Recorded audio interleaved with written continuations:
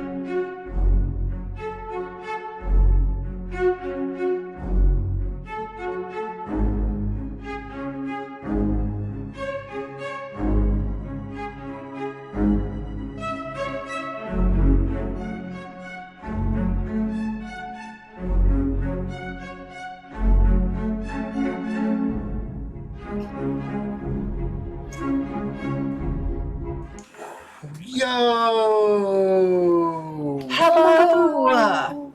Well, if it isn't. Welcome to Wicked Game.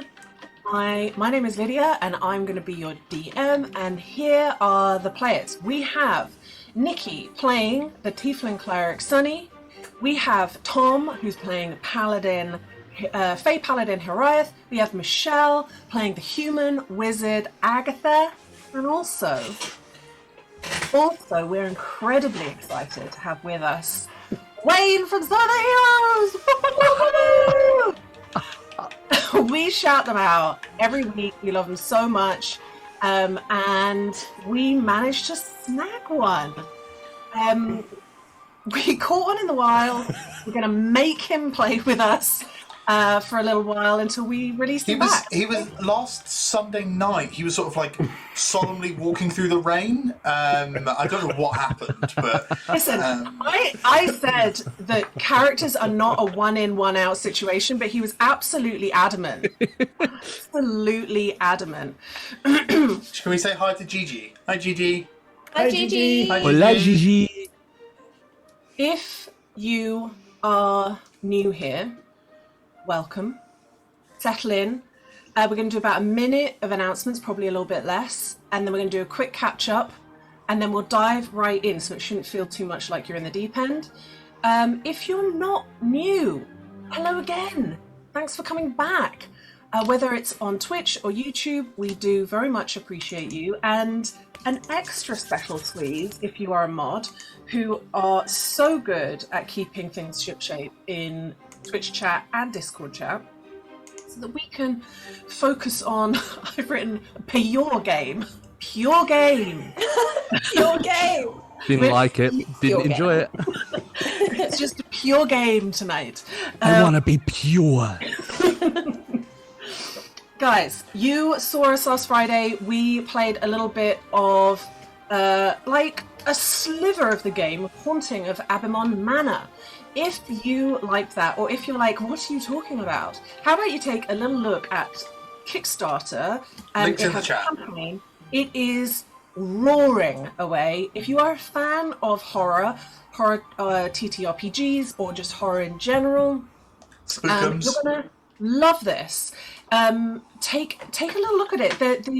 The tiers are really, really reasonable, and I've bagged my my pledge, and it's a really, really good adventure. It doesn't matter what setting, what game setting system is the word I'm looking for, you prefer to use. It's going to work. We did it in 5e on Friday, but we were already talking about playing it again, perhaps in a different system. So whatever it is that you like to play, Abimon Manor will work with it. We did it in 5e so that you don't have to.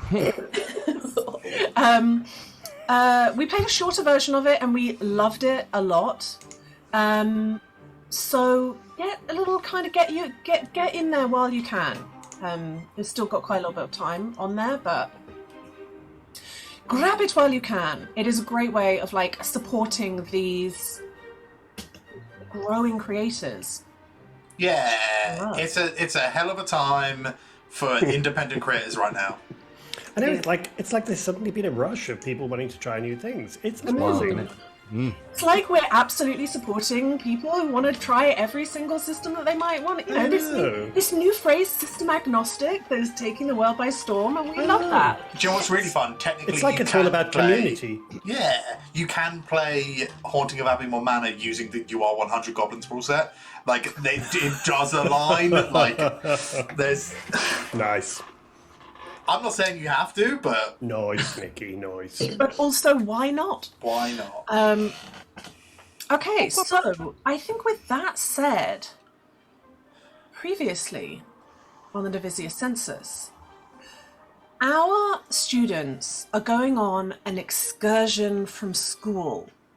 And as their entry to the prestigious Golden Griffin Cup, a competition that asks all first-year students to do some kind of heroic group activity in the name of the school, and the winner gets very many perks, but they're also considered top dog.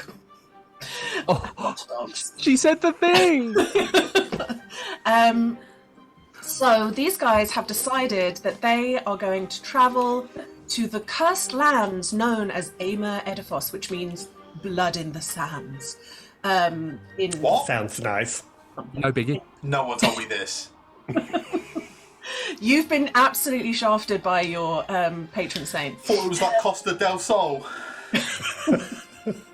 They are going to go and find an ancient temple or a very kind of the ruins of a clinic of the patron saint of Kimber, who gives our cleric his divine abilities. So they've made their way to a city, the nearest big city to the border of the Cursed Lands, which is called Qualar, and happens to be Sunny's hometown. Nikki, rolling. Oh shit!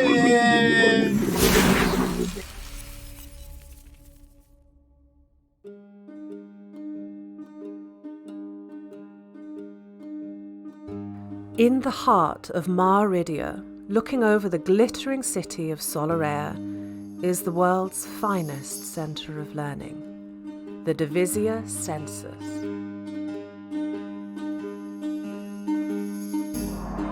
For centuries, this school has hosted the rich and influential and the greatest minds to have ever lived. Geniuses, leaders, holy figures, and legendary adventurers all had their start here. Though the school is built on old foundations, you won't find more advanced facilities for the arcane, alchemical, artistic, or academic, all behind powerful wards. The Divisia Sensus has the finest and most comfortable sanatorium in the known world. We pride ourselves on the care we give to those whose encounter with magic ended with a broken mind.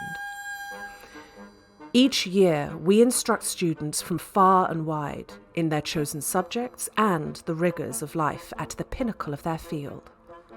There is no greater, safer, or more prestigious environment in which to receive an education. Lady Sophronia Apissimos, High Master of Divisia Sensus, welcomes you.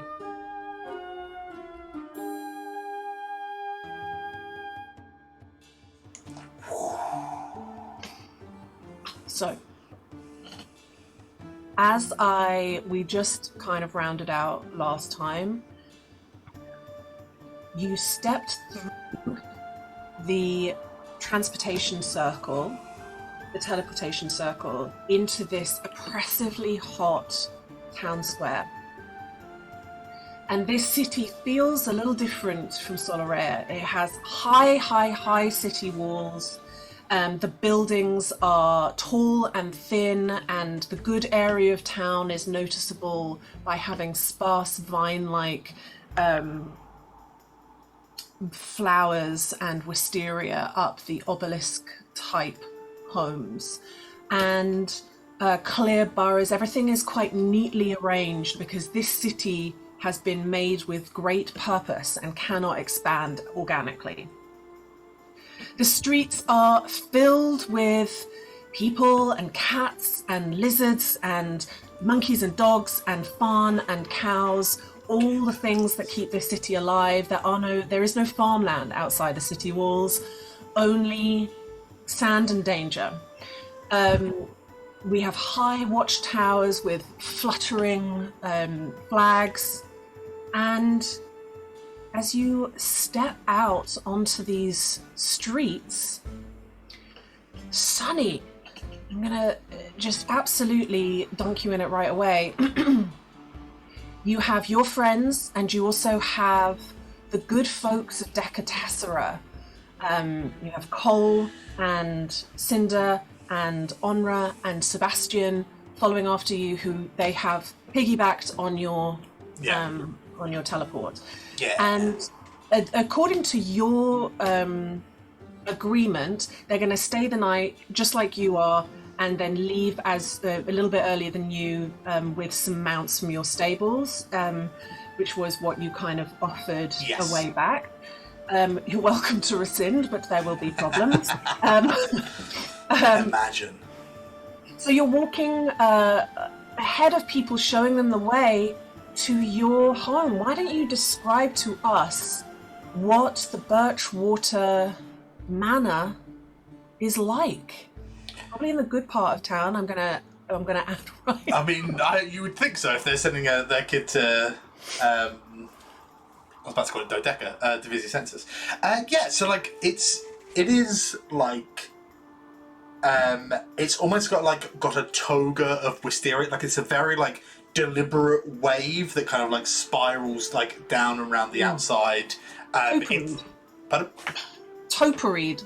Toperied. There you go. So it's like a very deliberate like cut of like foliage on the outside. It's got a lot of like fabrics blowing in, like with the big open windows, because it's getting the heat and the sand is getting in. You've just got to help it get out, right? So like high up, massive open windows that kind of like funnel down through the structure, and there's lots of like silks and like tweels and various like very light fabrics that are just like blowing out through the curtains, basically.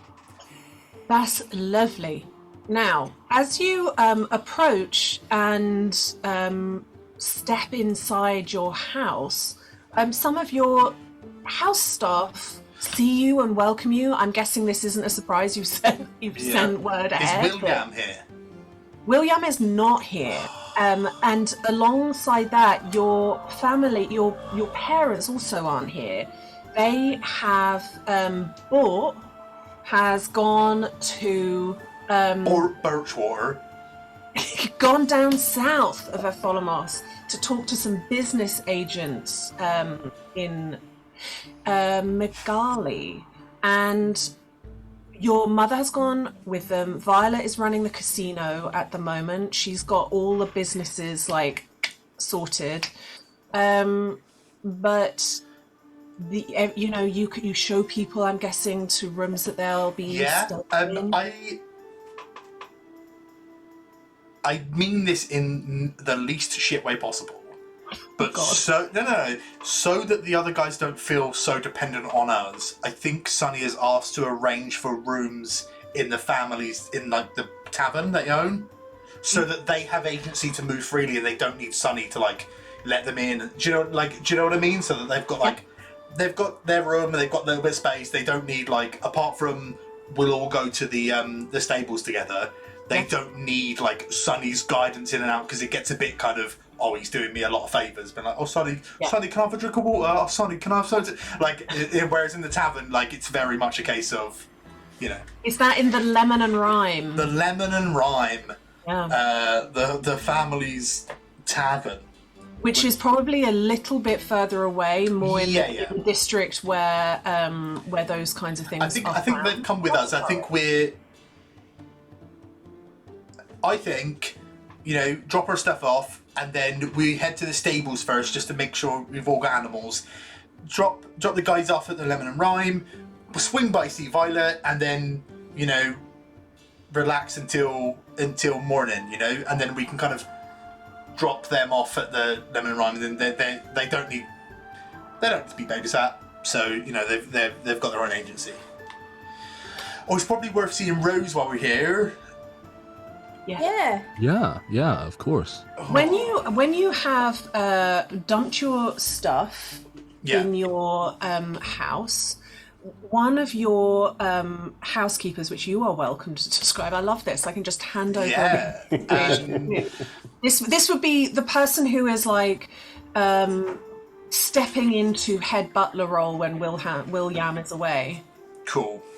I think it's a very skinny, high elf, real, classic snooty butler kind of energy, but they're the kind that would give you a little extra, like feed the dog under the table. It's outwardly very snooty but butler. There's lots of love underneath it all. Yeah. It's quiet acts of kindness that are kind of just for you is a lot of their kind of thing. But I think they're very much But still talks like no. Yeah, they talk like they've got a Fox's Glacier Mint in their mouth. Yeah, it's.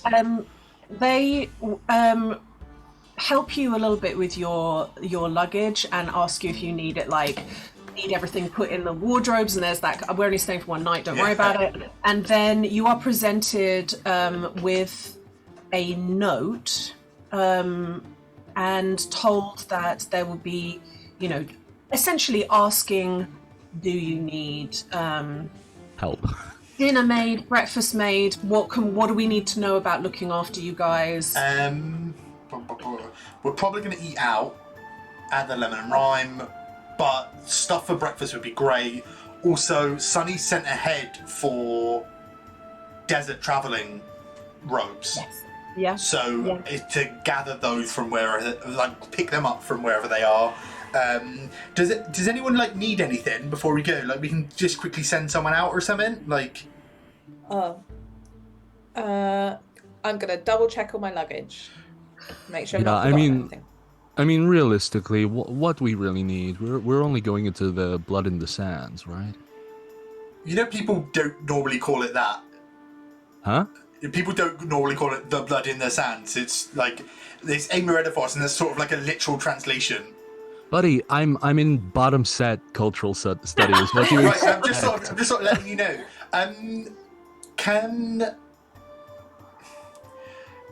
I don't want to make a big thing of this, but just Sunny wants to make sure the guys from Delicatessen. Delicatessen. The guys from the bakery. Sunny just wants to make sure they've got like the essentials. Yes, you. Like weather appropriate essentials. Here's the thing: you are kind of sent with rations, a certain amount of rations. However many rations you've asked for, they will kind of help you out with that stuff. Water skins and kit. I've got so much leaf jerky, you wouldn't believe it. So much leaf jerky. I did actually recently make that little document that shows what different rations look like from different areas. Because apparently I can't switch off properly. So that you'd have a lot of like Meridian style foods, and they're pretty much good. They've done that thing of like, we want to make sure that we rinse the school for all the resources that we can, so we don't have to. It's like getting the all-inclusive holiday. It's like, I'm not spending any money outside the resort. I'm taking the fucking dressing gown. I don't even care. Yeah, I just want to make sure they're good and don't have to ask anyone. So like make sure that we can tell whoever needs to know that their dinner's on the birch waters at the tavern and that kind of stuff. They're extremely excited about their room. There's sort of a little bit of back and forth between the Birchwater Manor and the Lemon and Rhyme, where it's like, we can't believe how good our rooms are. Are you sure that these, like, we feel like we're clogging up the... I'm sorry to say it, but they're standard rooms. They were the only ones that are available. Like, they've got real, like, school trip fever about them. Because, there's a bath in every room. Are we all gonna, like, eat together tonight, or? Yeah, like, well, I was actually gonna, we probably might meet Rose and have, like, Rose might be about, and if they're about, maybe we can have dinner, like, at the Lemon and Rhyme. And it's good, really, because, like, because my mum and dad aren't here, that means I know my mum's not dancing, which means I've got no issues going. Right, yeah. Because there are certain days a week that I, just don't go. Right. Yeah. Tuesdays and Thursdays, right? Tuesdays and Thursdays, yeah. It's mostly don't know what they are. Yeah. You get a nosebleed. Fucking wild. You that little note that you were handed. Yes. Do you like me? Yes or no? Hello, mate. Sorry, I can't be here to open up a bottle and get to know your friends and everything. But Theranos, it's been great. The Reaping House have given me all sorts of stuff to deal with now. The Shifting Sands have uncovered some kind of cursed tomb, and there's mummies spewing out all over. So I've gone to go and deal with it with my new pals. Turns out they weren't all mean and snooty. I sure wish that I was there to see you, but you're the trailblazer, and I'll do my pilgrimage another time. I'll take a rain check. Yeah. I think Sonny's first thought is, it's always bloody tombs and graves and mausoleums. Like, you just never send a holy person anywhere nice, do they? It's like what I was saying. Oh no, it weren't none of you guys. It was someone else. Don't worry. You've got other friends. Yeah, well, yeah, but like we were just talking about how because I was talking to some of the other people. We were talking to Beanbone and we were talking to other clerics, and like loads of them are like, we're going to this cursed tomb, or we're going to this mausoleum, or there's this crypt, and it's like, it's a bit much, right? That would be like me going like, I think we should go to the library for our Golden Griffin Cup, and it's like so much to put on Agatha, and like or like if we went to the Feywild, it'd be so much to put on Goliath. Yeah, but I'm happy with that. Like, right, that sounds great. Can we not just go to the library? I don't think we'd win if we go to the library. It's just everyone else is doing tombs and stuff, so I'm quite grateful. Right. Yeah. This is better, yeah, for sure. Maybe we do a little bit of tomb raiding just for fun, though. Just a little bit. It's not the main thing. I'm not just messing about on people's graves and stuff, because it's a bit messed up. No, but with have respect. What's the difference between grave robbing and tomb raiding? There's nothing. No, there is a difference. It's a very specific difference, and it's basically like it's a grave if their god or religion or their family line is still like around, and if it's like a dead religion or like a dead god, it becomes a tomb. I just lean down to Agatha and say, I think it's money. I think that's the difference. Right, I see. Yeah. Should we go to stables first? Make sure everyone's got animals. Then we can swing by the casino, say hi to Violet, and go to the Lemon and Rhyme. Yeah. You go to the stables. The manager that looks after it while you're away is called Gin. Somebody who is a half orc with a long dark beard that's plaited and hair that is like long dark hair that's tied up. These like shining yellow eyes that come out from the dark grey skin, and layers of fabrics in greys and yellows. And immediately gives Sunny a little fist bump. And sorry, I don't know my strength sometimes. It's fine. You got to hit the horns. It's fine there.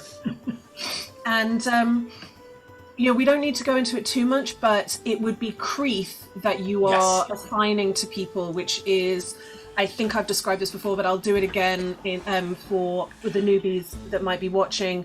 Creeth are a kind of desert mount, which follow me on this wild description because You're going to be so excited at the end. Oh, take God, a kangaroo. No. Let's start with a kangaroo. Hey, and it's not going where you think it's going.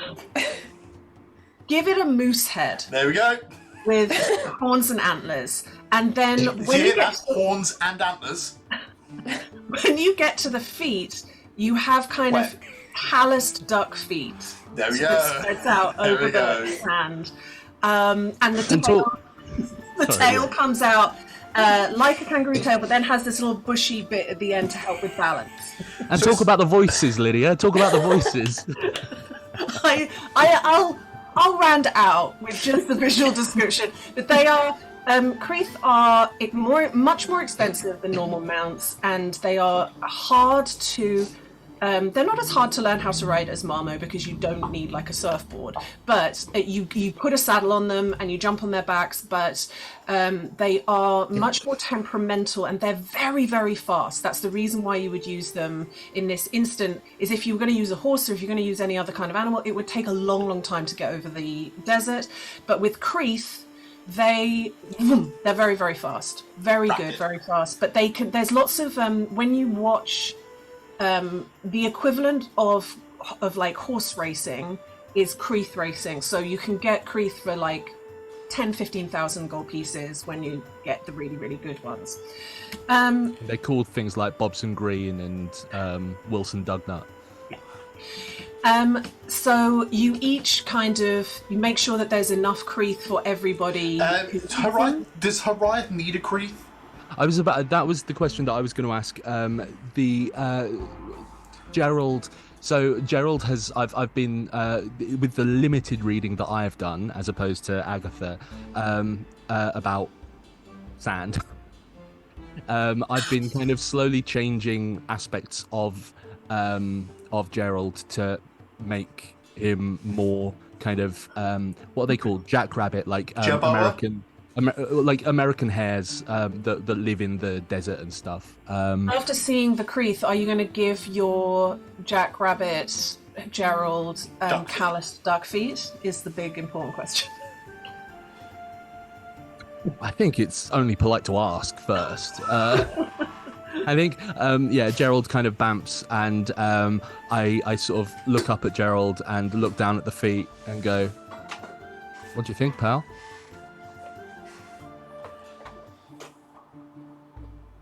I don't know how to speak back as Gerald. I'm trying to work. I don't know. Remember, Lydia can only do an impression of a cat. Everything is a cat to Lydia. Everything That's is a cat. Yeah. Just offering a paw. It's not rabbit, mate.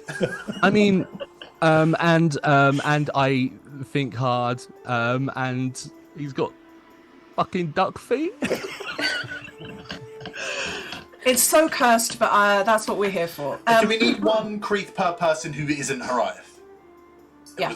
Cool. Right. Then we've got 3 Creeth ready, and the other guys have what they need.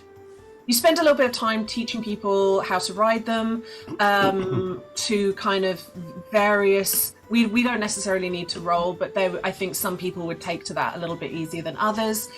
Creeds that have that kind of like llama camel family attitude, which is a little spicy and a little bit like I'll spit on you if you're gonna piss me off. Oh, so Michelle. Yeah. Oh, the shade. I can't tell you how many times I've gone round for dinner and Michelle's just spat on me when I say the wrong thing. Spat on you and closed the door. Just be nice and I A won't dead-eyed say. stare and just.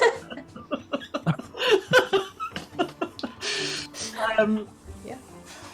Great. So everyone has their beast. They know, and also Gin has seen everybody that is allocated to each. So essentially now you're in a position where Decatessera could go and collect their animals on their own without you and be recognized. That's basically what I wanted to. That they don't need to come and get me, so they can come and get like.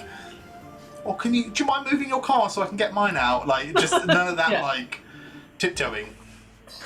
Perfect. I just had whilst you were talking about. Sorry, I will let you continue with the fucking story in a second. But just as you were talking about how you didn't want them to be like, oh, can I get a glass of water? I just had like a visceral image of Cole knocking on the door and just saying, "Sonny, I've been sick." It's so good. I've got a tummy ache. Or drank the water. I think I'm gonna throw up. And with that, you head over to the Lemon and Rhyme, and it is. I mean, first of all, Nikki, describe the Lemon and Rhyme. It's like if Coyote Ugly and the Ritz Carlton had a baby. It's very. Is it a baby much, with callous duck feet? Yeah. Yes. It is very much like the tavern is very much a space to watch people like dance and sing, and it's got one of those like Tom will know the name of this. The stage that comes out. Go on. Thrust. There we go. that's not it, I don't think. But it's got like a big stage, and like it's very kind of like bistro-y in vibe. Cool.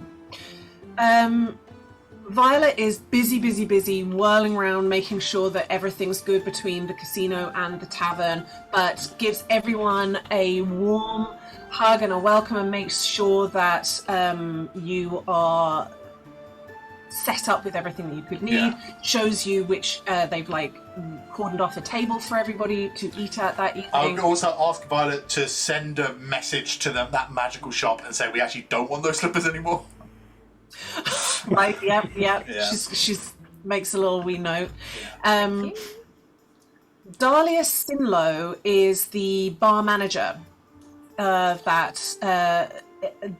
is like extremely colourful half-elf with this beautiful voluminous mop of white hair, and is always in something incredible and burlesque, and usually like corseted and boned, and makes sure that everybody has cocktails and drinks, and essentially I'm kind of sweeping us swiftly through. Yeah. And enjoy. You guys are kind of possibly a little hungover still from Agatha's birthday, so you're not out for a rager. It's just kind of dinner and a few drinks. Yeah. Yeah. I think halfway through I go, shit. I don't think Gwen told me how to contact the person that was going to guide us. They let me just retcon the ever-living hell out of that one. You have been given all the details. In fact, you probably go, I don't think I've got the details, and then you remember that you've got an envelope you forgot to open. And You say, I don't think I've got the details, and Violet just slides an envelope over. And tomorrow, you are going to go to meet your agent. And that is at the... I have immediately forgotten it. Where did I write it down? The Copper Ghoul. Copper Ghoul. And you are going to meet them tomorrow at the Copper Ghoul. Which, Sonny, you this is your city. Yeah. You know the Copper Ghoul. It's good. It's fairly good fare. It's good people that run Better it. ingredients. Papa John's. But it's not. There's no trappings about it. Yeah. This is there's no greenery. There's no. They don't bother with plants. They're like, we're going to give you good drinks and we won't rip you off. Run by a couple of tabaxis.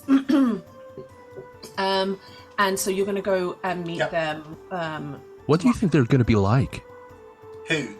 The agent. I bet they're really nice. I mean, they've got to be like tough to withstand the blood in the sands, right? Again, you just don't call it that.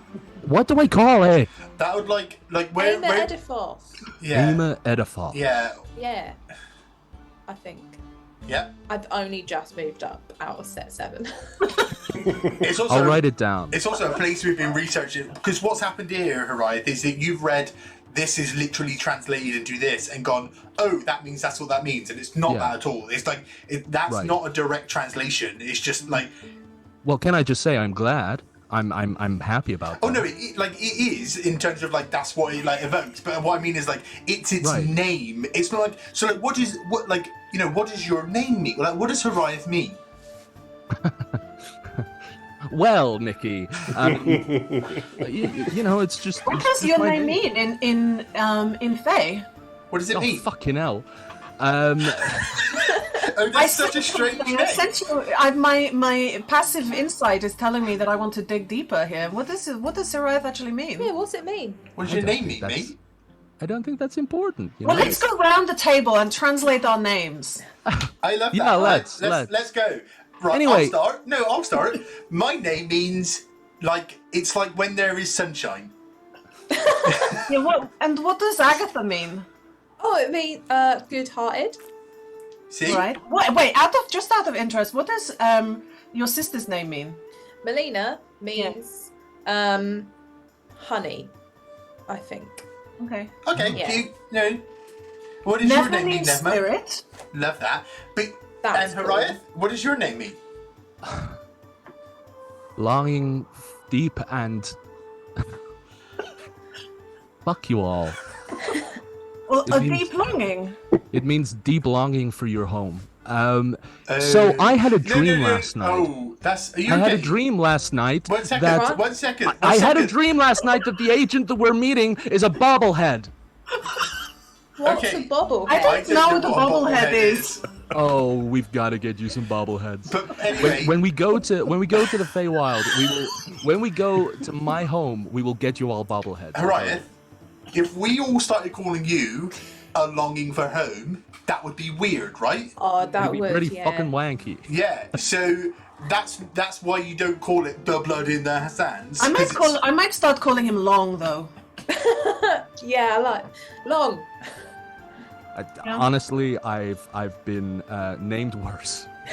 Yeah, I've heard people call you worse. Yeah. In the last 24 hours. Yeah. Last night. Who said that? Yeah, but we'll just go to the Copper Ghoul, and then it'll be fine. It'll be fine. Good. Ghoul. Copper. The Copper Ghoul. Say it again. You said it right. Copper Ghoul.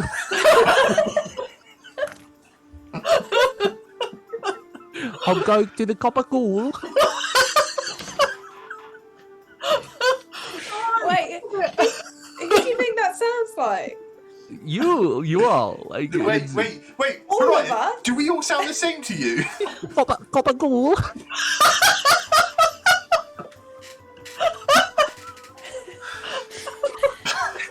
I think I might need to make that into my ringtone. Right. Let's eat up. Okay. So everybody has some food. There's some, Folomos has interesting food. There's an interesting drinks, and I can go into that more, but let's move on. Let's and you guys tuck yourselves in for bed. Sunny's room is just like rosettes. Just like a wall of fucking like one wall is just like shit tons of like rosettes and like medals and shit, and it's like they're just sort of like stuff. It's just like fucking ceiling to floor, just fucking rosettes and medals and little trophies. I miss slippery sausage. You wake the next morning. It is tough to, the heat is quite a lot. The architecture of the buildings mean that it sort of prevents a lot of the heat from coming in, but certainly for Nebma and Hariath, possibly even Agatha as well, it's not that easy to sleep in this kind of heat. But you do, and you wake the next day, and Cole lets you know quickly, knocking on the door, that they've already had breakfast. Oh, my tummy hurts. And that they are going to head off, but thank you so much. They're not going to the same way station as you. Because they're going way, way, way south. So, in all likelihood, their trip will take longer than yours, but they're extremely grateful. If it all goes, I don't think it will, but look, if it does all go tits up, come back to Quillar, find Violet, like, you're okay. Thank you. All right? Good luck out there. Also, Sunny's gonna just pull like one of his You pull it? I didn't know you had that kind of relationship with Cole. I was gonna pluralize compass as cumpi, and then try to stop myself. Well done, you made it worse. I don't know how, but you made it worse. Oh god.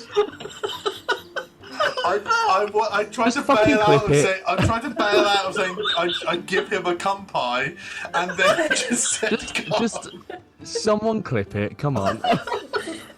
Clip it. Let's move on. God, we're all giddy tonight. Oh no. We're just showing off because we've got a new friend. I give them a compass. I give them a compass. A compass. Compass. Cole is very grateful. Hey, be safe. And says to everyone, good luck. See you on the other side. And backs down off the stoop and heads off. Gosh, tears, actual tears. I'm so sorry. You collect your clothes. Have a bath in the morning. Yeah. Best thing to do. You guys can kind of say what colours you've picked out, but you have now the clothes that are very useful in the desert, which is just thin layers that help cover part of your head and eyes, kind of see-through chiffon that protects your eyes from sand. And you head off to the Copper Ghoul. You step in. It's, of course, extremely quiet. So early in the day, there's just a few people who will have stayed the night and are enjoying breakfasty type situation. And it is it's a long bar on one side, bunch of tables on the other, and you see a cream tabaxi, kind of longish fur, standing at the counter. Holds a pour up. Hey, Hi there. Are you our agent? No, that's not me, no. I just run the tavern. Can I get you a drink at all? I would love some lime water. We're meeting someone to go out into the desert. Do you know who we might be waiting on? Do you have a name or anything? Right. Did you read the letter, Hariath? No, I did. Can I take it from Hariath? Like, the letter says that your agent is called Kochi, and that they will meet you at the Copper Ghoul. I told you there's no name, there's no. All it says is Copper Ghoul, and that's it. That's a bit what I sound like, but that's not what we all sound like. That's a bit what I sound like. I've got it. All right. Yeah. Okay. As you're reading it over, the tabaxi says, right, you're looking for, you come here to meet somebody who's gonna be a guide. Yeah. Sorry. How do I pronounce You might it? want them then, Kochi. Kochi. Yeah. Kochi. They point you over to the corner, and there's one like circular table with benches round it, and you just see a hooded figure like sitting at the table. You can't really see their face. Just slide the paper back over to Hariath, and I'm like, yeah, over there. There. I look over and sort of give a little wave and start walking over, and under my breath mutter, "Yeah, but I've got it. Hi, is it Kochi? You are here to meet guide, yes? Yeah. My name's Kochi. Hariath. We are, this is Agatha, Sunny, Nevma. We're Hiya. students.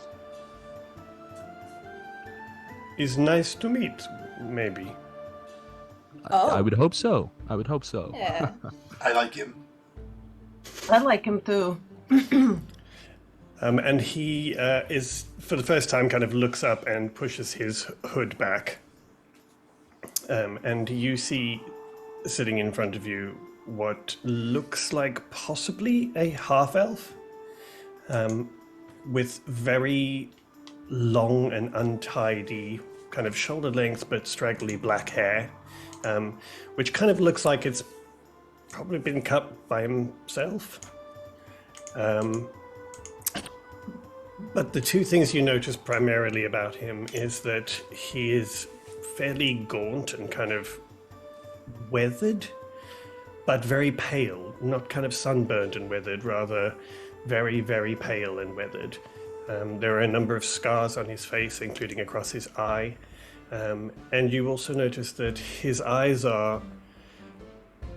You can't tell whether they're pale or whether they're very dark. They almost have that look like when you see a cat in the dark and you can see the eyes kind of shining slightly. And the strangest thing about him is that there seems to be a kind of red, almost glow, that you can't quite figure out whether it's an actual glow or whether it's just red dust or sand from the desert. He's positively glowing. And he says, he just looks up at you and says, so, you are ready to go now? Are we ready to go now? I mean, we need to go get our... Have you eaten? Or your breakfast? Yeah. Do you want to eat or anything? Like, what would you suggest? I think you should eat before we go. If you have not eaten today. Second breakfast? Yeah, I think second breakfast sounds good. Yeah. Would you like some second breakfast, Kochi? No, I am good. I am ready for the day. Okay. I'm also ready for the day. Well, listen, thank you. Before we get started, thank you so much for agreeing to do this. I know that Gwen, spoke to, or Gwen's father spoke to you and asked you to come with us. But thank you. We really appreciate it. It's my job. It's what I do. Okay. I work. I travel. I help people travel here. If The you letter got... says that you are the best as well, so... I'm still alive. That makes me the best here. Sure does. Yeah. Have you got a Okay. map, or do we need to get you? Like, I assume you probably got one. I have Kreith. You have Kreith as well. Yeah, we got Kreith. Well, Horizon's Yeah. got something Kreith adjacent, but It's Gerald.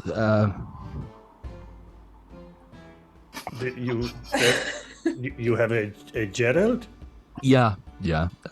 He's just Gerald. I gave him duck feet, but crease You're feet. making us sound really uncool. You Shush. really are. Sorry, I don't know why. It's He's really cool, and you're not very cool. making me Kochi, nervous.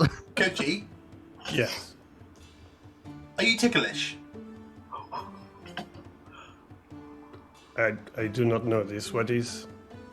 It's like if somebody goes like woo and like under your armpits or something, does it make you giggle?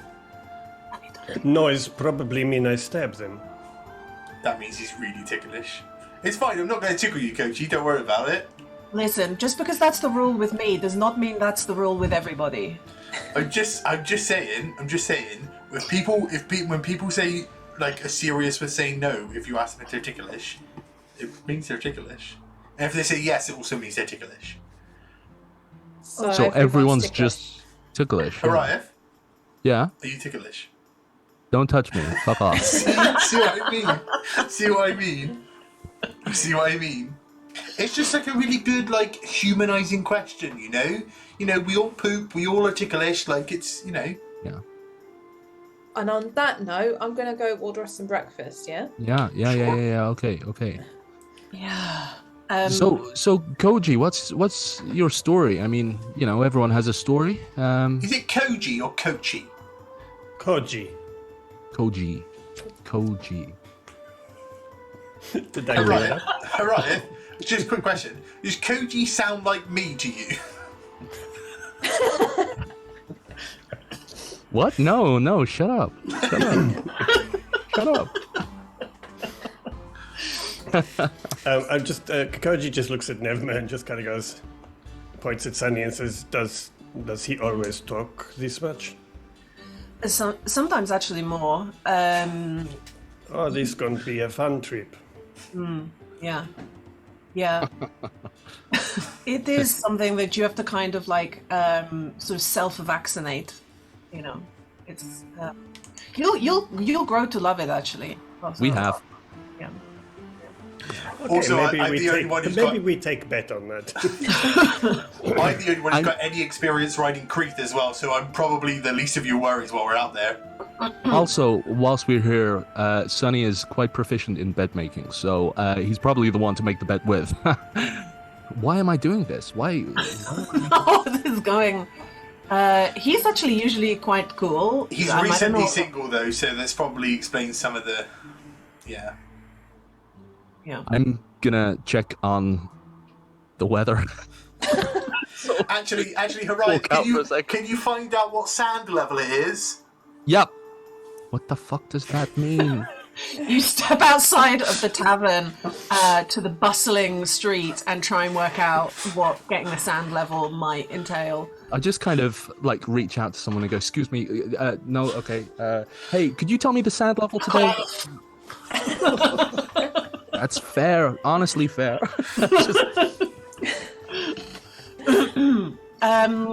Agatha, you pick up some like a platter of pancakes with fruit and a jug of kind of barley water drink and set it down for people to nibble at. It might set you back 3 copper. 10 gold. Copper. Why are you doing this, right? I just popped his head through the window. Just sort of poke through like at Agatha's ear level just to go. Copper. Koji, sorry, I asked the right, but I do. Do you happen to know what sand level it is today? The sand level is fine for us to travel today. But we travel to the north, yes? Yes.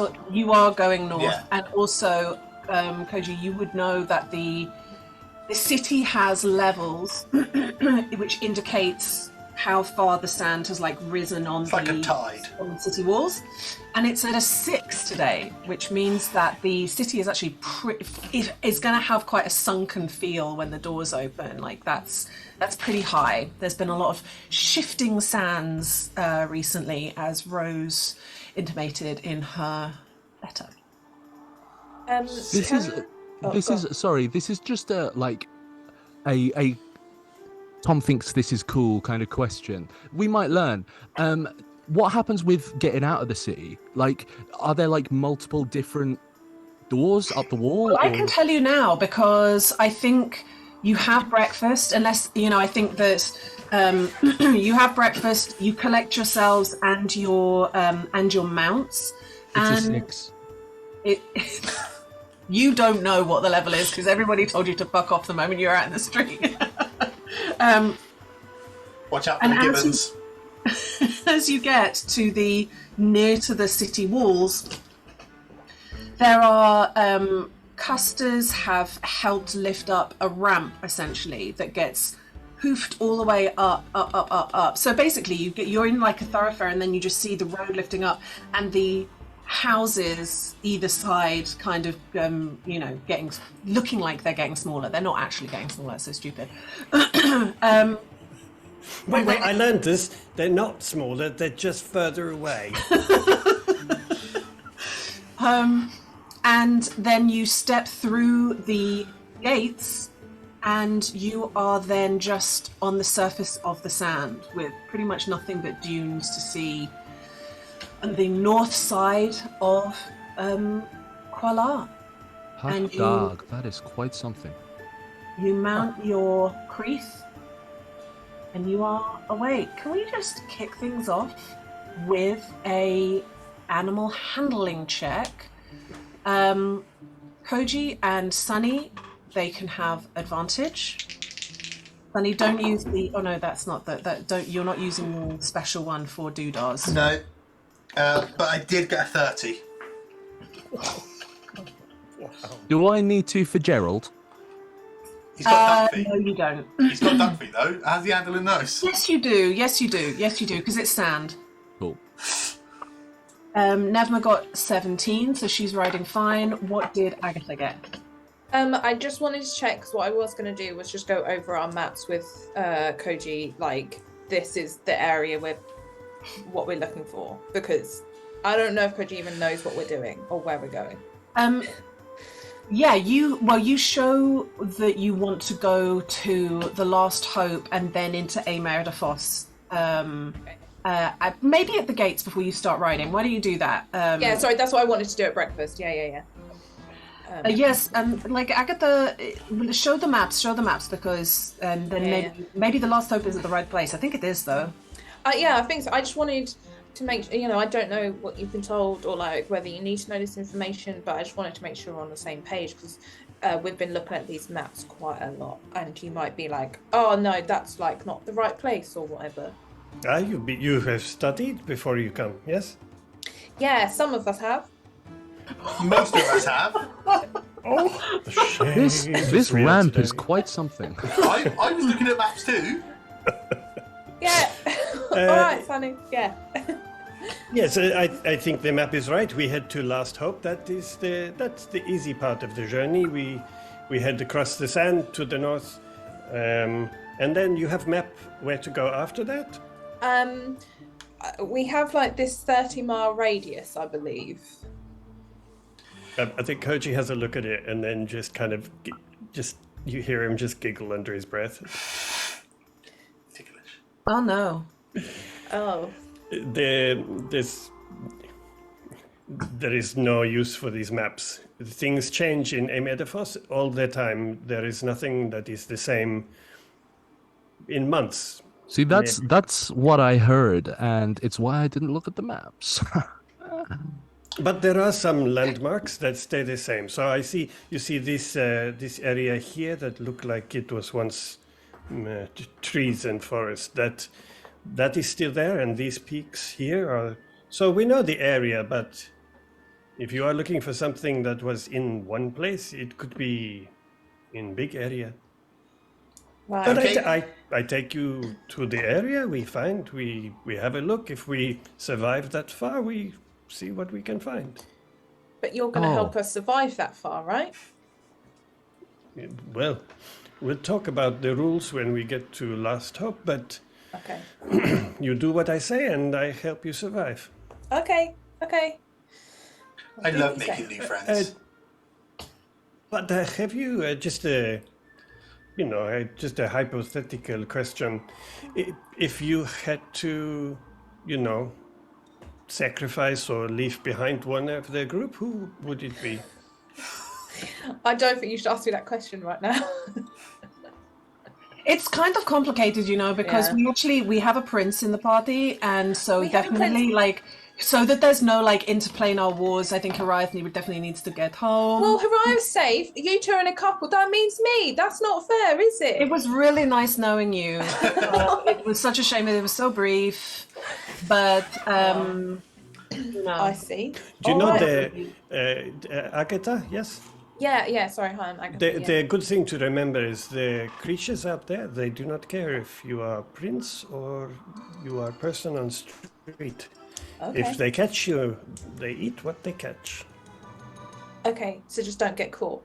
That's always a good rule to follow. It's the law. It's the law of survival, Agatha. The only law above that when you travel with me is you do what I tell you. Yeah. All right. Okay. Yeah, I can do that. Yeah. Okay. But, if there is one of you that, if it had to happen. Anyway, we talk later. It's fine.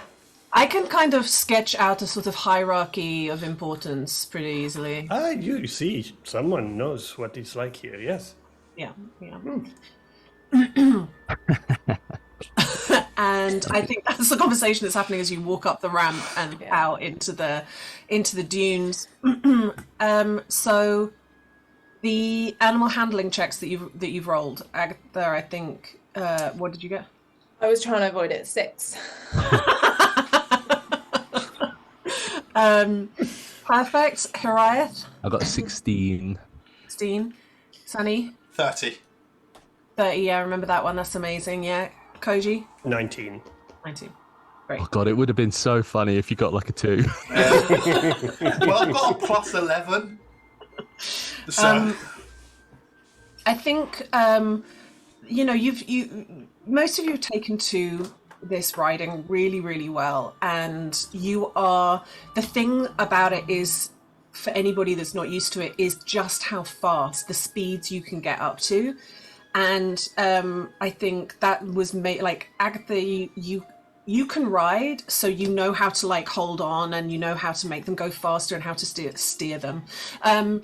But you weren't really ready for the sheer speed of it, and a couple of times you just get blown off the back of one, and everybody needs to circle back and pick you up out of the sand and put you back on. And I could do it. Fine. I mean, we could kind of tie you to the saddle, but that might really hurt your back if you get yanked by the wind or something. I can do it. Just Yeah. I got this. A couple of times you turn around and she's just flopping back in the saddle, lost hold of the reins. Agatha, use your orbs. Use your orbs. If you weren't going through hard times right now, I'd be mean. Gerald is noticeably shorter and slower than the Creeth, right? Or is he functionally a Creeth? I'm very sad. I mean, it's an extremely good point that you raise, Nikki. The Creeth have a much faster speed than Gerald. Oh well, now I feel like egg is on my face. I have the egg on the face, and as I say so, Horiath Gerald starts to grow. I don't know whether this is actually something I can do with Fine Steed. It doesn't. What you need to do is have Gerald basically dashing all the time in order to not really hold them back. And then what it'll mean is you need to summon him quite a lot, because you'll exhaust him. Cool. And then re-summon him, and it's the equivalent of riding a horse into the ground. Oh my god. It's not pleasant, but if you don't do it, you're going to be traveling for months and months and months. Yeah. So hey, I kind of regret not taking one of the Creeth now. Your this Gerald is he's fast, but I think maybe he's dead before we get to Last Hope. Yeah. Don't listen to him, Gerald. It's fine. Yeah. If you want to, if you notice this pretty quickly, you can turn around. That's why I was getting at it. Basically, I didn't want us to get fucked like a little bit later in the session. Yeah. So you head out of Kolar with all the like excitement and exuberant feelings of finally getting out to really show what you're made of, what you've been learning in your first term at school. And Agatha falls off her mount several times, and then you have to turn around and go back to the city to swap out. I kind of feel like, you know, it's less that he's just so much slower and more that he's walking like a dog in socks.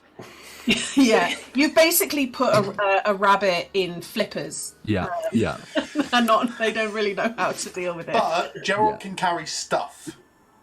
Well, so I think if Gerald is going to be a burden, I think when we get back, I'll say,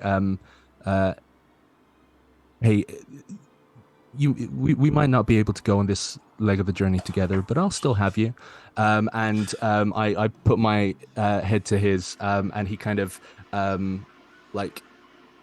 disperses in a kind of like flutter of sort of fey kind of petals, and you just sort of see the head of the little velveteen rabbit just kind of like shuffle up and kind of look over the top of the pack that I have. Little Gerald. Little Gerald. Little Gerald. All right, and for the second time, you ride up the ramps and out of the city and into the dunes. Yeah. Nice. And you ride all day. If you didn't have, Sunny, at this stage, you know, when you've got like a day's radius away from Quillar, there's no like, I know this place because there's roads and everything. There's none of that because it's always just dunes and dunes and dunes. But you feel pretty confident still because you know that you've taken days and days out of Quillar to do your racing, your Marmo racing. But I think for the rest of you, if you didn't have Sunny and Koji there, this would be quite a isolating and difficult experience because it is just sand and pale blue sky and the burning sun for as far as the eye can see, riding north. Please, can I have everybody roll for me a d20? I think Sunny is like incredibly quiet, like in like that kind of like contented, meditative way. Like he's fully in he's moving fast across the sand dunes. Like he's in his element. Oh. Don't add no bonuses. Just tell me what you rolled on the d20. Don't like that. 5. 10. Oh. 10, 5. Not 11. 11 and 19. Okay. First day of just riding and riding and riding. Nothing in your eye line changes, but every few hours you realize the sun has shifted a little way. And the sun gets low, and you are already in quite a strange mindset. Maybe there was it's kind of difficult to talk to each other when you're riding so fast, but there might have been a little bit of like, hey, what are you, over your shoulder to other people, and then like shouting back, but it's exhausting to try and converse while you're riding. And you stopped for a bite, you stopped for lunch, you've been drinking from your skins fairly regularly, and then the sun begins to set a little. And you start to think about maybe camping for the night. There is no picking a good spot because it's all just soft dunes. So it is just a matter of stopping when the time is right, setting up a fire in the dunes, and sitting down round the fire with your tents erected.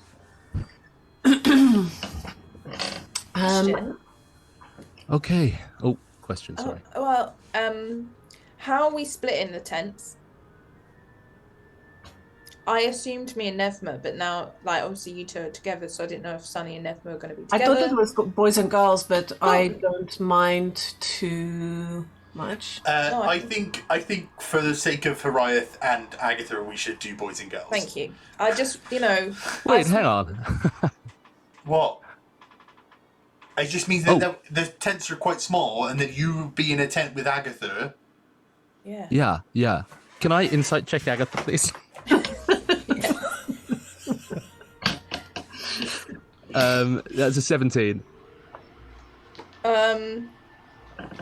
It's a genuine like nothing hidden in it at all. Just Cool. a logistical question she's thought about of like, I assumed we were doing it this way, but knowing these two, now that Hariath's pulled a funny face, Agatha's now worried that she's offended Hariath, and now Hariath's worried. Yeah, I mean, we could like. I thought you were going to do the magic thing, and we were all just going to sleep in the one dome.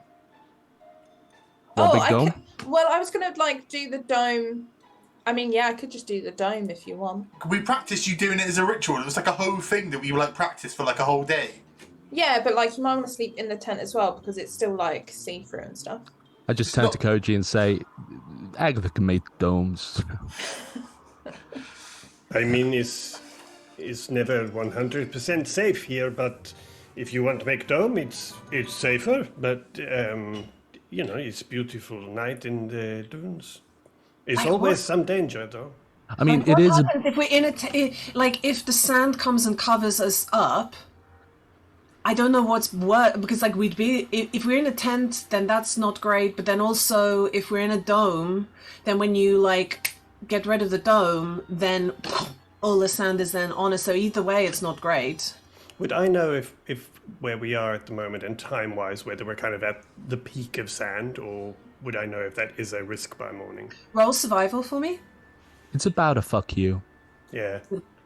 I mean, there's always sand danger. Oh, that's a 23. That's a good roll.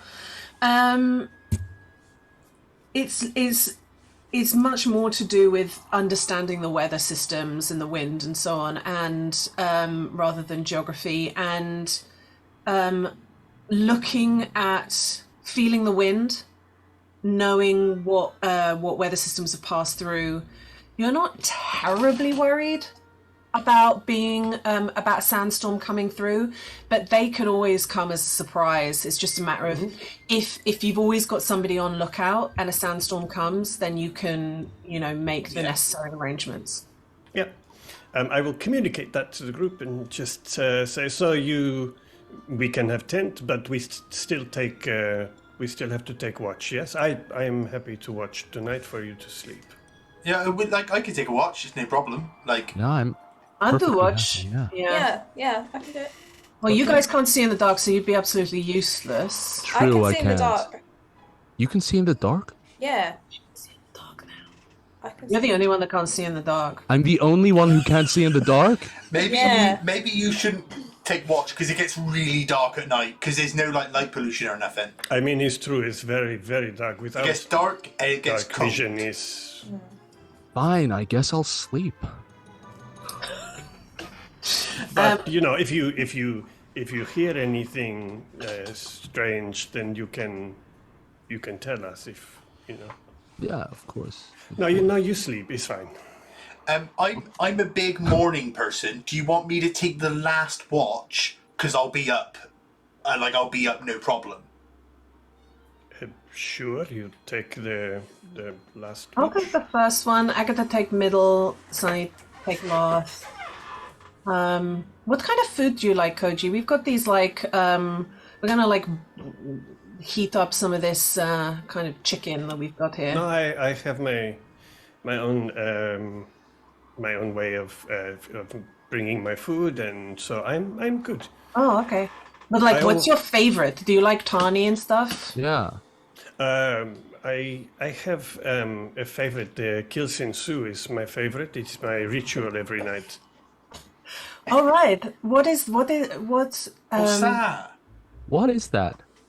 It's like is a milk from animal is in a skin, and then you put it on the crease, and then when you ride the body heat and the movement, it makes it this wonderful, warm and very thick milk.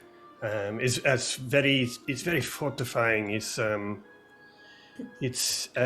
like Can we milk see? beer. Can we see? Because it's like we've got all our chicken like cooking. Can I see the thick milk? Yeah, I'd love to see this consistency. I have some. You can try if you want, and I will bring down a skin of what appears to be milky cottage cheese that's warm.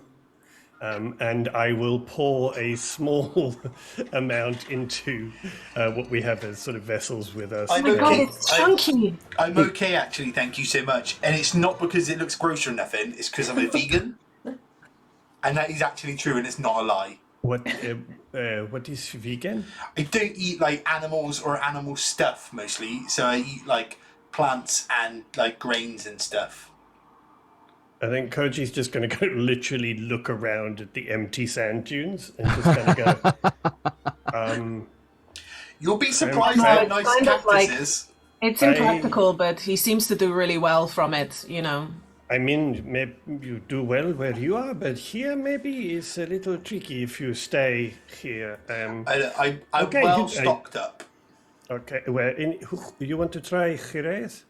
I would adore. I love the way you say my name. Do you know his name means a longing for your home? I would love to try your kills. Thank you. Okay, Yeah, you try. it's the first thing I'm going to say to you is it's alcoholic. It is chunky, it's warm, it's alcoholic. There's curds and whey. How does it taste to Hariath? Much the same as everything else, or? I actually think this is not delicious, but certainly intriguing because it's got a strong alcoholic. Is it like a kefir White Russian? Yes. Oh, I If you made it into a cottage cheese consistency. So if you whipped it up and threw a bit of sort of chunks of cream in there, it'd be great. Yeah, I got a big bit. Oh, and warm, of course. Yeah. Big chunk. It's. You're really chewing on that. That's tough. It's good. Yes, you the flavor. Tell me what the flavor you taste. Well, you know what? It's interesting. I can't often taste much here, and I can taste that. Put the pig mask on. Let's see what. Shut up. Look. That's it's intriguing. It's certainly the alcohol as well. Agatha is really the person that should try it because do you know that Agatha her family runs a tavern that specializes in mead, so she's the alcoholic beverage. It's mainly me. You try. Tell me what you. Yeah, and it's meant to be chunky. Yes, that is part of the process. It's like chunkier the better it is. Yes, it's thick and the fermentation happens and it's good. It's very. It's a little bit of like making sure you get shaking the chunks from the back of the. Well done. You made my gorge rise. Well done. Congratulations. You've done it this campaign, Lydia. Well done. It makes you strong for the high metaphors. It's like a slush puppy that's too cold. Where do you get this from? I travel with it. I get the milk and then I bring. Where'd you get the milk from? Like only when I'm in the city. And I would assume an udder. It is an udder, right? I just buy the milk. I do not milk myself. Not every animal has an udder, Hariath. Most have just got teats. Well, I'll be entirely honest. That's precisely why I was hoping it was an udder. Oh no! But like, does farm Agatha milk like is it? like teats. You tell me. I can't answer that. That's true. I mean, considering the concoctions that Pete's made. Yeah, she's definitely a professional at this stage of like, interesting. Yeah. Tastes like my dad's cheese mead. Yeah. It's rich. Like, there's no two ways about it. There's a Phrasing. There's Sorry. There is a real rich flavor to it.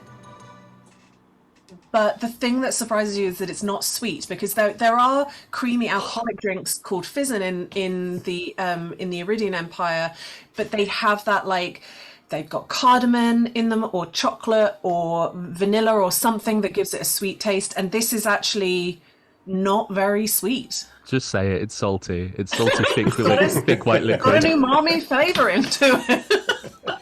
Milk kombucha. Food crimes. I think with Koji saying about it perhaps he for aim at Edifos, she's just like, yeah, I can see, yeah, okay, cool. You can taste this taste of the earth, yes? Yeah. So it's not like something you drink because it's tasty. It's like medicine. Ooh. No, the taste is for me is from my childhood. So I remember from my childhood. So right, sorry. And where was your childhood? Where was your childhood? It was a long way from here. My life has had many twists, many turns. So, but here is my home for a long time. Nikki. Given the proximity of Quillar, would Sunny be able to extrapolate that information into what Nikki knows? You sneaky Nikki. Roll. I'm asking. It's fine if not, but like, I imagine if you can get it anywhere in the Iridian Empire, it would be in Quillar, right? Like Kilson Sue. If there was going to be any. I'm trying to work out. I think it's. I'm also You know okay what? with I'm gonna make you do a history check, but I think as well, because of the set that you're in cultural studies, I'm going to give you advantage. Okay. I've thought about Kelson Sue too much, and I genuinely feel slightly ill. And you've had a lot of time to think about Kelson Sue because you've got another character that's been trying to fucking make it for a while. Yeah. I got a 12. You don't know. You don't know, but what you do know is that your family runs a tavern that has all kinds of drinks from all over the Empire, and you never in your life have come across it. That's enough. I think Sonny's found a space. Like, I think Sonny's watching the stars for a bit before he goes to bed. I think that's his.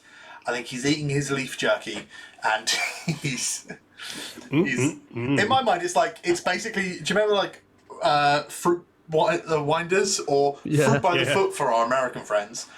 Fruit roll-ups. It's like fruit leather. So, but aloe. Aloe. Well, it doesn't have to be leaves. It could be anything. It could be mango.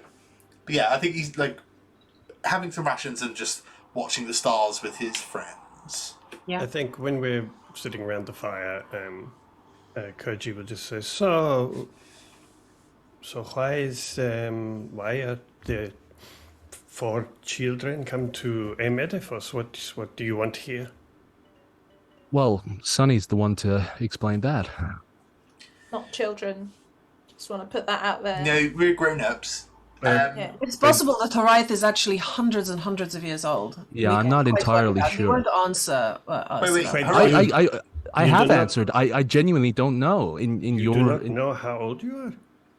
Well, I mean, I know how many cycles I've lived, but cycles don't mean years, and we don't have birthdays. So, it's birthdays.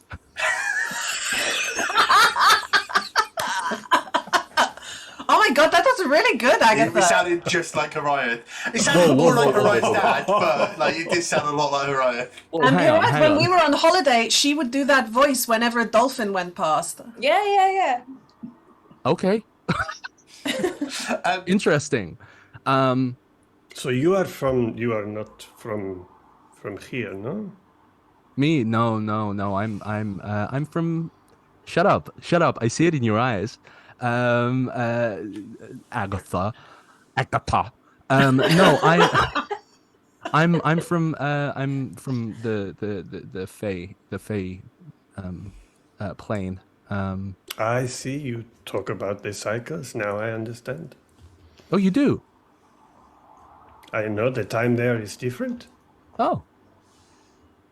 Well, that makes a change, doesn't it, gang? Why? Well, just I think he's referring to how many times it took us to really absorb the fact that he was from quite a different place. Yeah, well, just lots of people I'm a prince. Yeah, we all went to a new magical school, and everyone is from somewhere different. Like it's like, oh, I'm from up north, or I'm from more north than you are, and it's like you don't make the fact that you're from somewhere else a whole personality when you go to university. Otherwise, you're not going to make any long-term friends. Yeah. Sorry. So you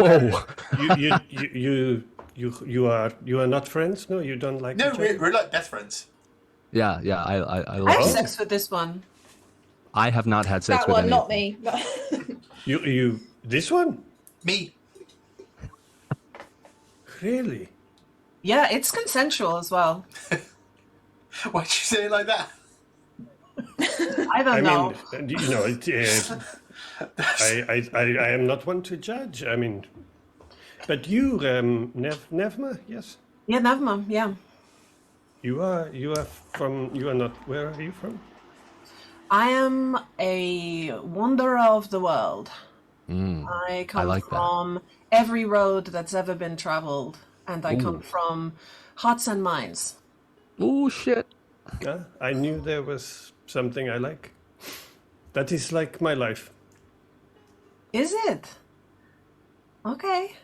You've done a lot of traveling as well. I mean, because you said you're mainly in you spent most of your time in Ama Edifos. How do you survive? Like that seems pretty rough life. That is why I'm the best here, because I survive. Do you like doing it? I have purpose. It's good. No, I get that. Like there's something really sort of grounding in finding something that you're excellent at. Like it feels so like this is I've got a new driving force. Like it's almost like finding your place in the world. The space you fit, because you're like, this comes so naturally to me, and it's like becoming one with a stream or something. He rides marmos for as his passion. I'm actually from Quillar, where we just were, so I know it's not as exciting as the Feywild or Hearts and Minds or Emerdifos, but and it's just or Solarea. But yeah, I like riding. I like being in the desert. I like talking. I mean, yeah, sometimes, but not when I'm riding. I'm just in the zone. I sort of sometimes it feels like when I'm going really fast that I can slip in between the wind, and just for a moment, I'm just in line with the movement of the world. You can see it when you watch him as well. He looks like he's slipping in the wind. Hot dog, that was poetic. Okay, I look. I will look tomorrow. See you. What's wrong on that one? Slip in the wind. But yeah, that wind can be slippy when you're good at riding. Yes. And the sand can be tricky too. Very. Last time I was here, worms, sandworms, not just big sandworms, and there was a sandstorm and we nearly got caught in it. Not these guys. My friend Rose. She's a monster hunter with the what's the name? quick, because I've forgotten to. Quick. What is it? Reaper's teeth. Reaper's teeth. The Therismos. So very close to Reaper's Teeth. Is it that the name of like the pub or something? Therismos have reaping houses. Reaping House is So what the guild is called Therismos, and then each city will have a Therismos reaping house. Yeah, she works in the Reaping House for Therismos, like doing like monsters and stuff, and like she also follows Kimber, who's like a saint, and that's why we're doing this. So Kimber, hold up his new medallion. Like Kimber had like a clinic that was in the land that is now like Emer Ediphos, before it all happened. This was very long time, yes? Just so long ago, like it's mad. Just ages ago. But like Kimber had like a clinic where they were like helping people and like healing people and helping people become themselves and all that stuff. But it's all just sort of been a bit lost. And like Kimber only has 2 followers, and it's me and Rose. And like, we want to go there and find like a relic or some relics and like bring them back and kind of maybe even build up another clinic for people to kind of operate and stuff. Because you want to build clinic here? Not here. Like it could be anywhere really, but like I see. it's probably going to have to be in the capital, just to kind of reach people effectively. But like I think Kimber's a big believer in like being your true self, and like I think that's so tight. And I can speak to it because I'm quite lucky, and like I've just been myself, and I was born me, and like that all feels great. But some people have gone through like so much more to become themselves, and it's like having that support to get there. And I just think people being honest with themselves and living their true lives is something that we need more of in the world. Harath's just very quiet. Do you follow a god, Koji? More than the others? No, I have no need for gods. I have my my guides who look after me when I am at my lowest and help me, but yes, I do not have a god like you say, like this Kimber. When you say guides, do you mean like the other people, or do you mean like people that you can see that other people can't? No, I mean like the messengers from the gods, the demigods that help me when I need help at my lowest. They don't get enough credit. Like Kimber's a saint as well. Like she's not like a full-blown god, and everyone just seems to ignore anyone who's not like full-blown. People must follow. People must follow who helps them. That is. You got a guide who is like a demigod, or yeah, I wanted to ask that too. Yeah. That seems pretty cool. It's like how you say, like an angel from one of the gods. He's a messenger. It's of which god? The gods from my land.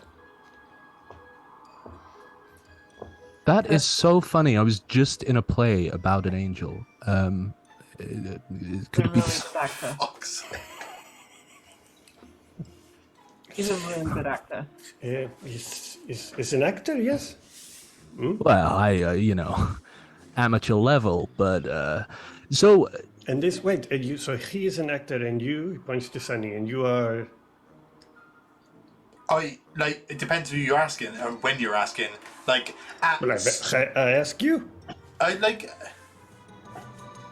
If you ask me, I'm a friend. You get paid to be friend? No.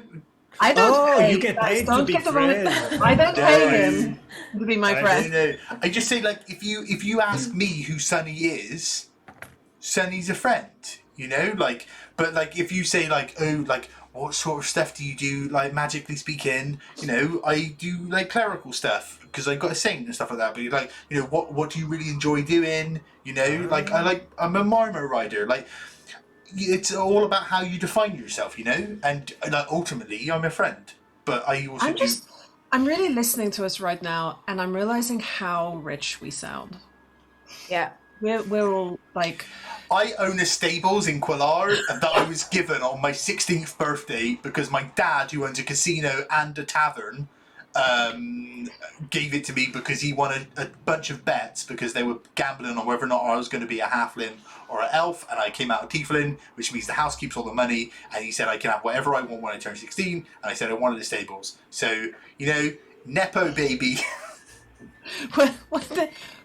I'm just...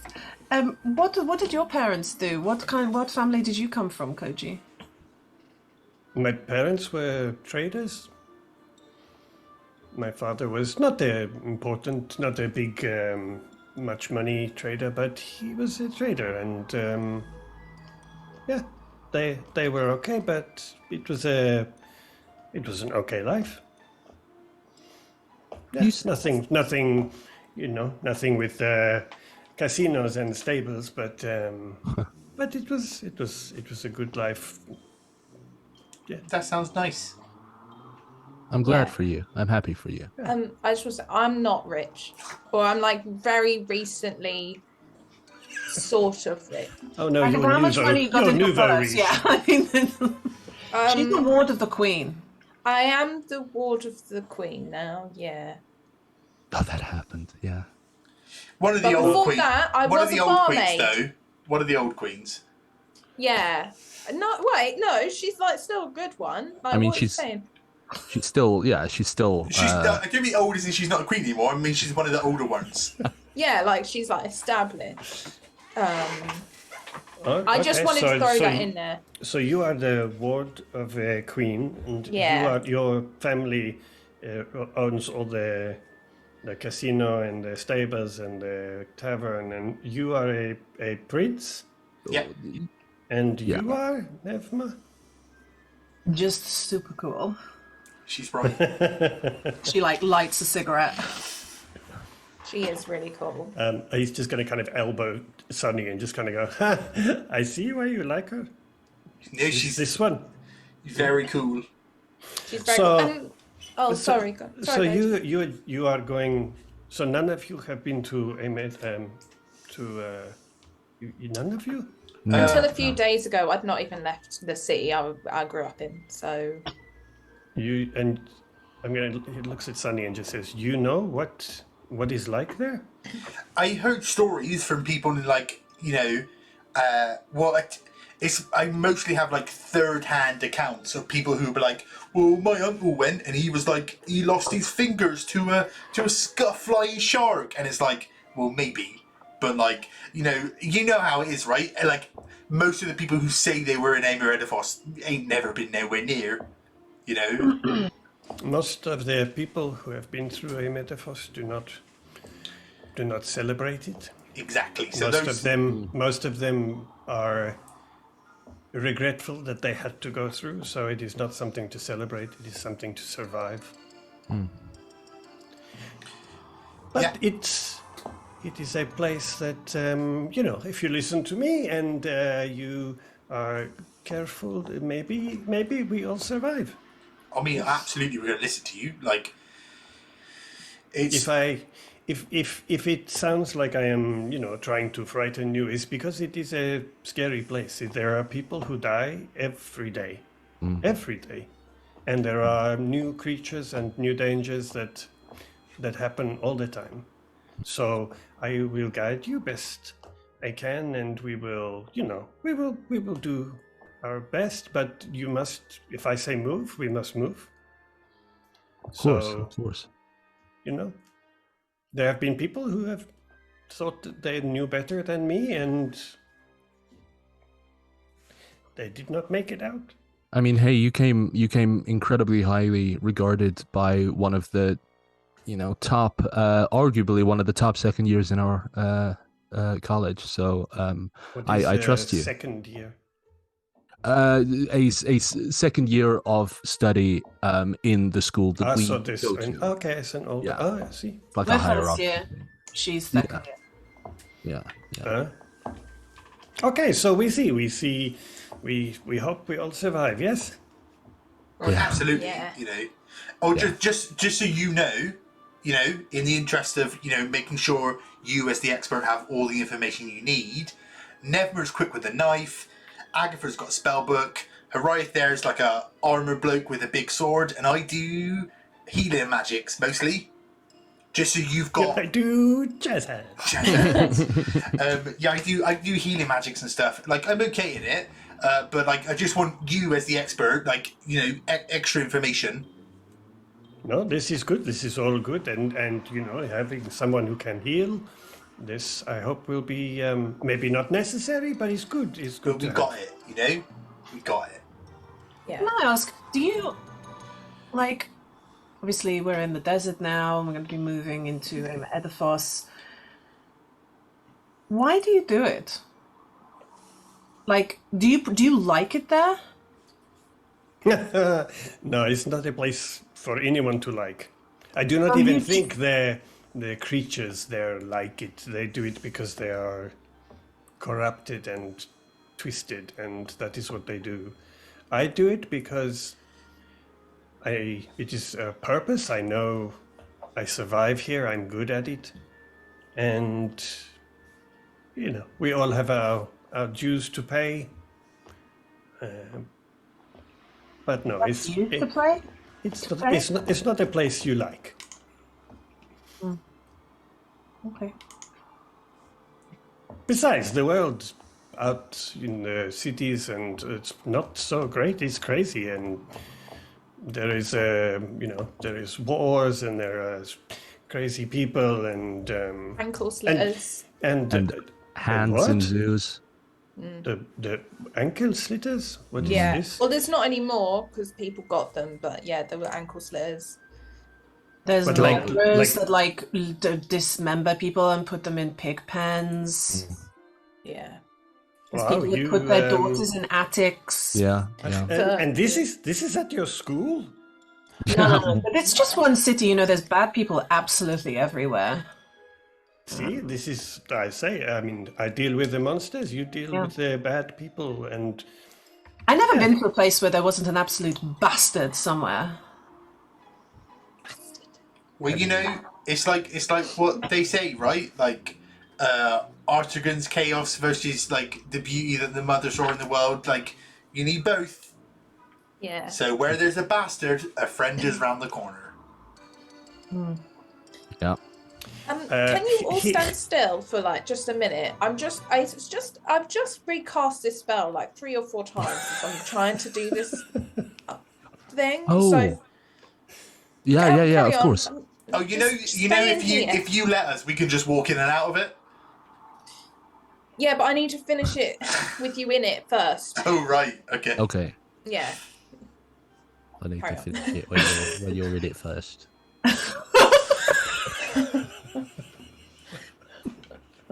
I think I'm getting it. I think you're getting further away. Yeah. Honestly. I think you're getting further away. See, I don't know what you're saying. Don't sound like that. Wait, guys, who am I?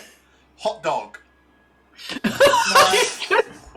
It's just like him. It's so much like him. It's exactly like him. Hot dog. Hot dog.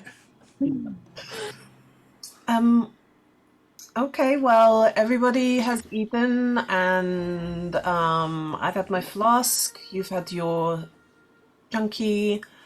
Yeah, thank you, genuinely, thank you for the kill, since it's very kind. It's like I say, it's and what they say, an acquired taste.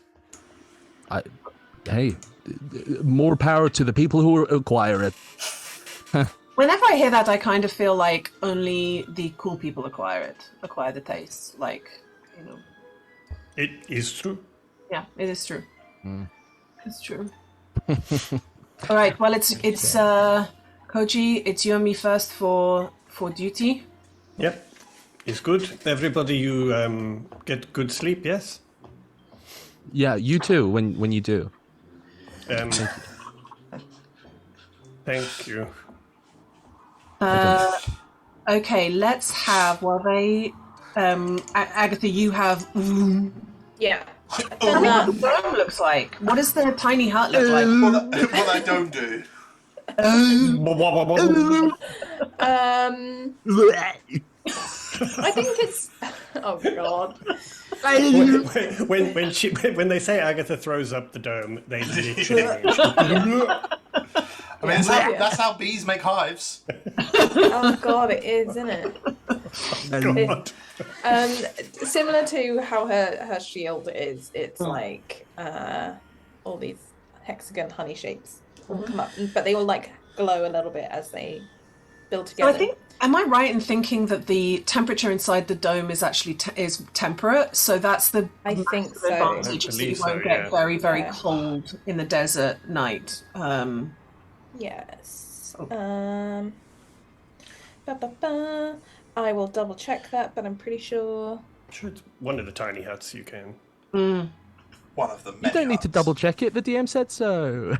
Oh, the atmosphere inside the space is comfortable and dry, regardless of the weather outside. Incredible. So it's comfortable for all of us. Yeah. I think like the tents are set up. Nevma goes into the into Agatha and Nevma's to get her like blankets and roll pad like ready for when she is going to sleep. And hey, Sonny, who's Big Spoon? What? Who's Big Spoon? Mate. Don't you have that in the material plane? What, big spoons? Big spoon, little spoon. Are you asking me who's the big spoon between me and Nevma, or are you asking me who's the big spoon between you and I? I mean, whichever one you feel more comfortable about. See, the problem is, it feels like you were going one way now and you're walking back there. Look, I will just say this: I run quite warm, so Cool. I think it's best that there's no spooning. it's teaspoon and serving spoon anyway, I think, in this situation. Also, Hariath, Yeah. I think this is maybe what Agatha was trying to avoid by suggesting this tent setup. I'm very alone right now. Good night. Good night, Hariath. Agatha. Sonny? Hey, Sonny? He's so mysterious, isn't he? Yeah, he's really mysterious. He seems like really cool, but also like a bit. I don't know. It just feels suddenly feels kind of crazy. Like, what are we doing here? We're in the middle of the desert. We don't know who this person is. We don't know them that well. What if they just take us into the desert and kill us and take all our stuff? You know what we should have done? Is we should have told Miss Philos that we were getting a guide from Gwen, because then if we are murdered by him, then she is in big trouble. I'm on it. I just immediately send Kai a message like, "Hey, we're here. Hey, babe, we're here. Go tell Miss Philos." I'm going to spend my watch trying to find out more, yeah? Because super mysterious, and sometimes those answers are a little bit like... Yeah.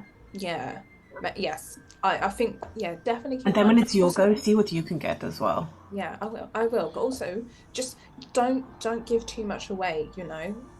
I'm not, like, I've got a lot of, like, people often are kind of angry when they find out who I am, so I've been keeping it all, like, a little bit... Yeah, I know. You know, saying stuff like, I travel, I'm born on the wind, or whatever it was you said. Just, you know, you can just lie and just say, oh, I'm from somewhere, the capital. I don't like to lie. I mean, that's wrong. I do really like to lie. You love lying. You lie all the time. I do lie all the time, but that's a lie. but if I don't like somebody, I'll properly lie. But if I like somebody, the lies are like fruity lies, you know? Yeah. Like I was born on the wind, you know? Yeah. I think we should just be careful. That's all I'm saying. He seems really cool, and I don't want to get like lured in by his coolness. Lured in by his coolness, huh? I think you should write that in your little book to Kai. Right, are you going on watch? I'm going to go write letters to my boyfriend. I know what a complete like sidetrack thing. Money.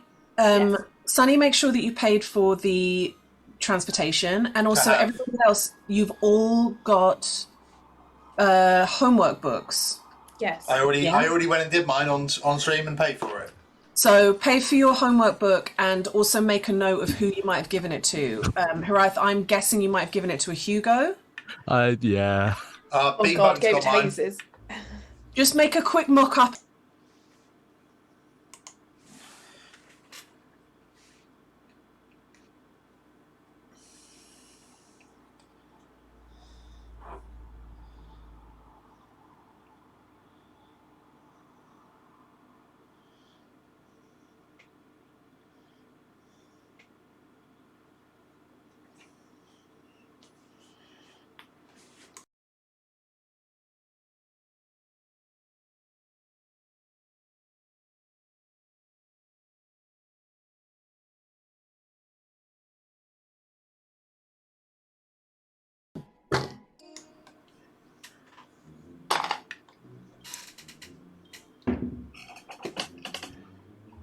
They're rolling perception.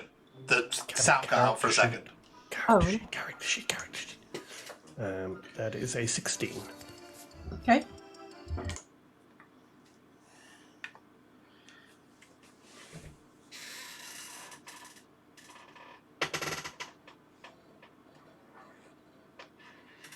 Pretty clear, and there are occasionally noises of like birds that are flying overhead, but not very much. It's mainly very, very quiet. Is everything all right, Nikki? You're looking worried about stuff. I think we're okay.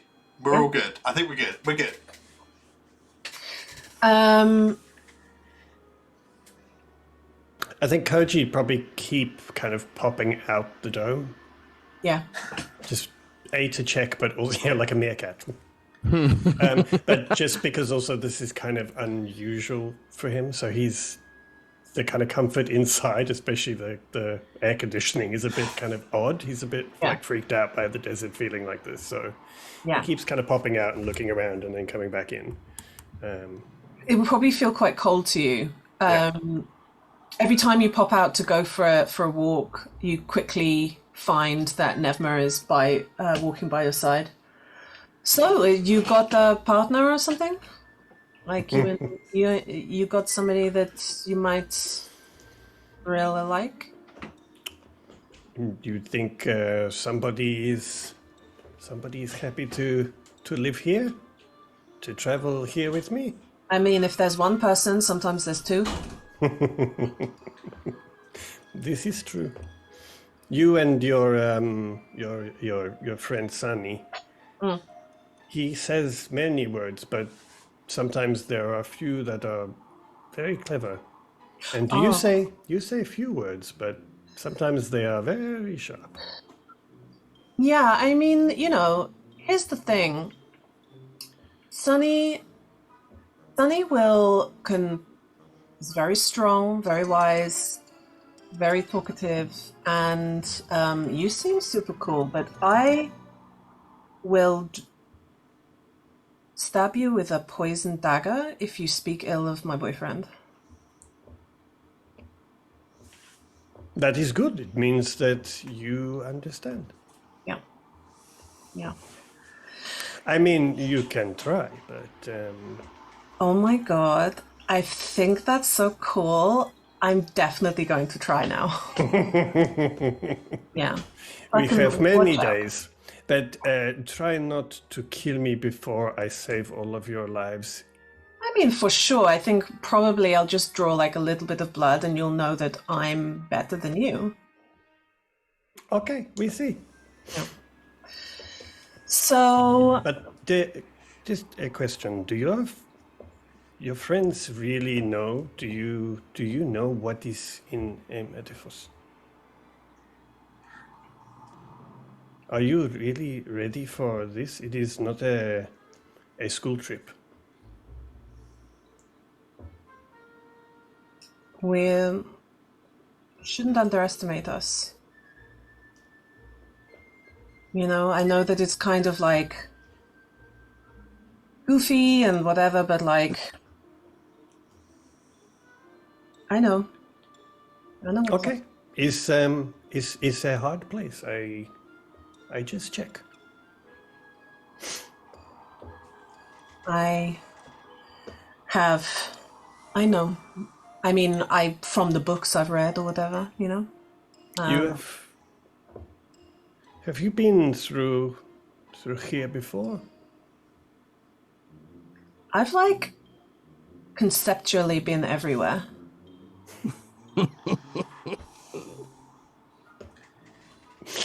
You know? And conceptually, does that include here? I mean,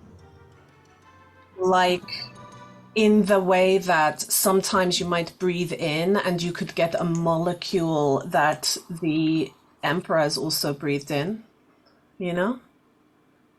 You never know. Okay, that one you lost me totally. Okay, So it's really dark though because we've got a little bit of cloud cover. So what's the coolest thing you ever killed?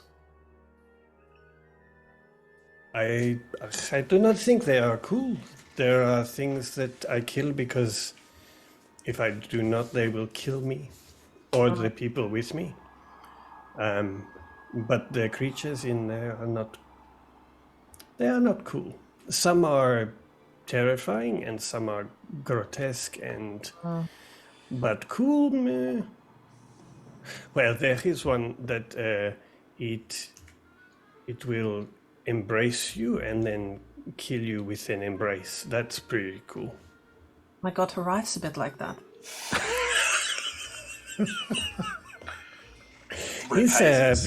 He's very interesting. He is actually incredibly interesting. Yeah, incredibly interesting.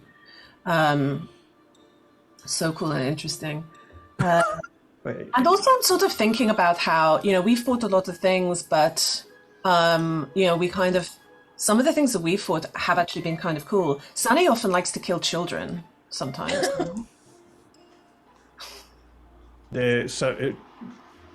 He likes to kill the... Well, he can bring them back, so he just punches them and then they're dead and then he brings them back. And this is just fun? It's really important work, actually, incredibly. We're keeping Solaire, which is the city that Agatha's from and the school is in. We're keeping the streets safe. Yeah. I mean, I think the streets are safe now that you are all here, maybe. Yeah. I mean, arguably sometimes we make a bit of a mess, a little bit. I mean, I think it's difficult when you kill the children, to not make a mess, no? Yeah, that is really true. And also we were involved in this serial killer and everybody died before we finished.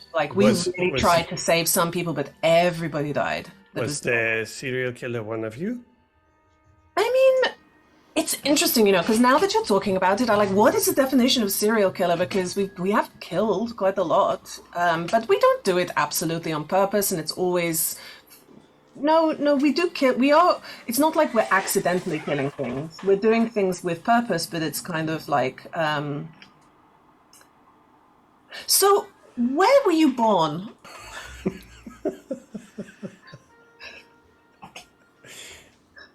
And maybe it's time to wake up Agatha.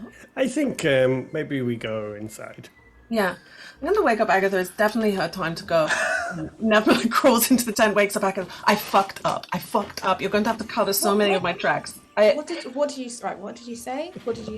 I don't really know, but I think he might think that we are bad people now. What? But why? What did you say? What did you do? I think I started talking about how we're serial killers. I'm not really sure. It's it's a blur now. Please. Okay. It's your go. Tap in. And I'm going to bring Mr. Fay out with me as well, so he can help me keep what. Tuxedo in the desert. Just pause, just immediately sinking into the sand. Sand. He's just going to be walking along doing that all the time. He hates it. All right, let's have perception checks from you. Can Mr. Fay give me advantage? Yeah.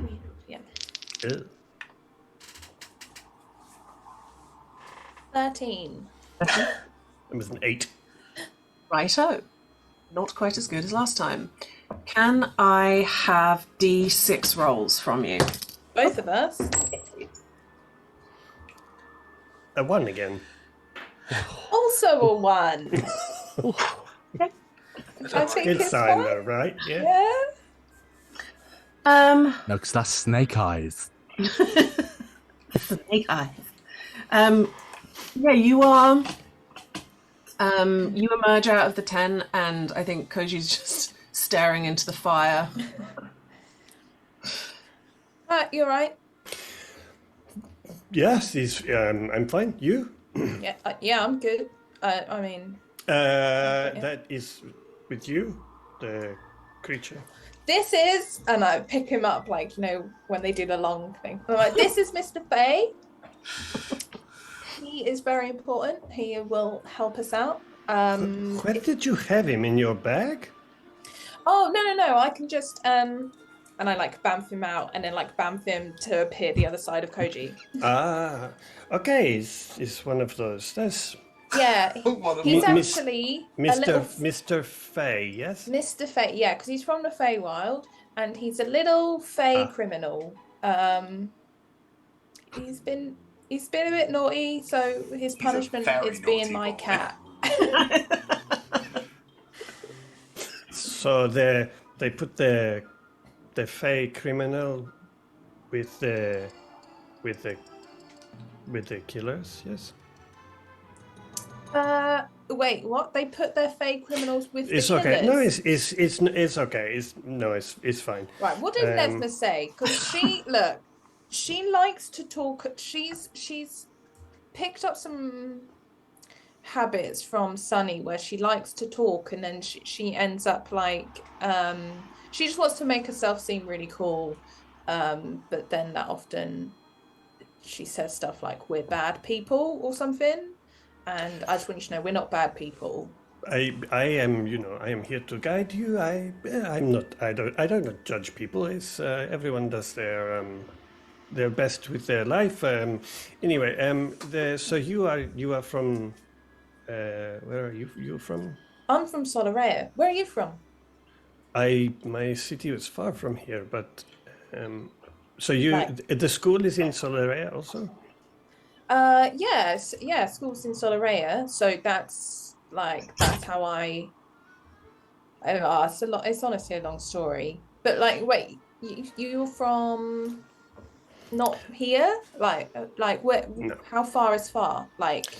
Well, I have lived here for many decades, but I come from the south, and my father was a trader, and that was where we lived. But then I left to choose my own path, and now I am here for a long time. This is now, I guess, my home. The desert and stuff is your home, or Kolar? No, the desert and Edefos, I travel there most of the time, so that is not my home, but that is where, people go to work. I go to Edefos, and I help people travel and help the traders, and... That makes sense. I guess you're a guide, it's your route. Yeah, that makes sense. But yeah. And so there's a lot of people that have died with you, yes? A lot of people have died with. And Nevna was saying there's a lot of people you have killed a lot of people? No, oh God, who have I killed? I've died. It's okay. We don't need to. No. I just fine. We've not killed a lot of people. There has been a lot of people who have died or got turned into werebadgers, but that was a whole other thing. I don't think that counts as death, and that wasn't technically technically our fault. No, we've done a lot though. Like we helped try and stop a serial killer and stuff. That person killed So a lot you of people. stopped the serial killer? Not quite. They got away, but we have their weapon, and we're going to try and find them using that dagger. Yeah. Okay, sure, yeah. Mm-hmm. We can do it. Sure, yeah. I mean, Nevma says you are all very capable. Yeah, we are. Do you not think we're capable? No, I'm sure you are capable. You kill many people. But like I said to Nevma, it's a tough place. This, so Yeah, we'll see. I'll be honest. I'm real scared about it. I've been trying to put on a brave face this whole time because I didn't feel like I could really say no to it. But like if we do this and we win this thing, then it's like really life-changing stuff. So. Is it worth it? I do not know. I do not know what you are going to win and what it will mean for you. But sometimes it is better here to be scared, because people who are not scared, then they do stupid things, and they think they know, and they step before they look, and those are the people that don't make it out. So sometimes being scared and careful is the best way here, because taking chances is not a wise route here. Okay, be careful and cautious. I can do that. And you have spells, yeah?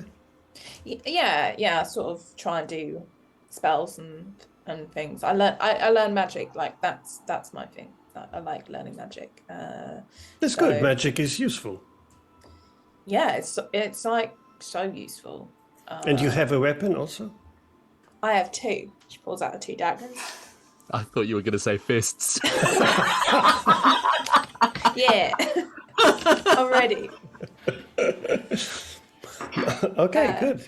Also, my fists though, like. Oh, you like to fight? Ooh. I don't like to. I punched a child once.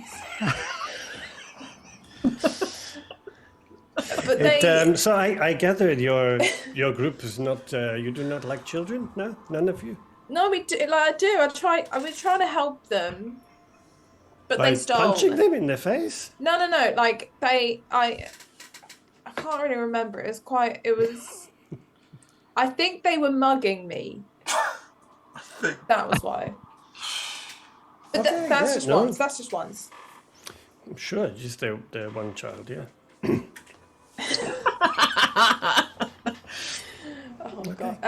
I think the rest of your watch goes very much like that. Yeah. And you wake up. Sunny? Yeah. Let's do it again. Let's have those perception checks. You're not going to sleep, Koji? No, I sleep in the morning. I sleep for a bit, but I travel a lot. I do not need to sleep here. Okay. Oh, that's nice. Unnatural 20. Ooh, yeah. Very nice. I think I got something similar. Perception. Yeah. 21. Nice. Can I have those D6 rolls, please? Yeah. Sure. 3. 4. Oh dear. They aren't ones. No.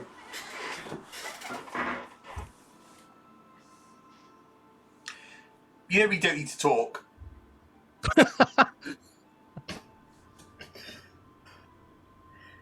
I like talking because, like, I like to know that my friends know that I'm there.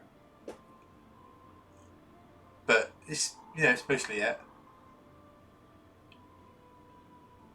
I mean, you talk a lot, but sometimes you say the clever things. I mean, sometimes it feels like all we're doing is making noise, you know? as creatures. Sometimes if you are quiet, you hear and you learn more. But you're only hearing noises.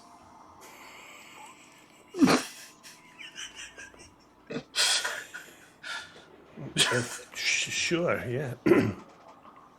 And I think the rest of your watch goes on as you try and work out what that means. I think sitting with Sunny, if Sunny is going to be quiet, miraculously, I think Koji is just going to kind of sit and sort of close his eyes and rest. Okay, cool. Nice. Sun rises. Good morning, everyone. Right. I've been working on it in my head. Hot dog. It's getting there. It's on its way, bud. Koji fell asleep next to me, so I couldn't practice out loud, so I was just practicing in my side by your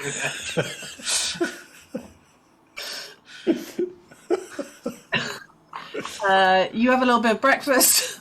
The dome.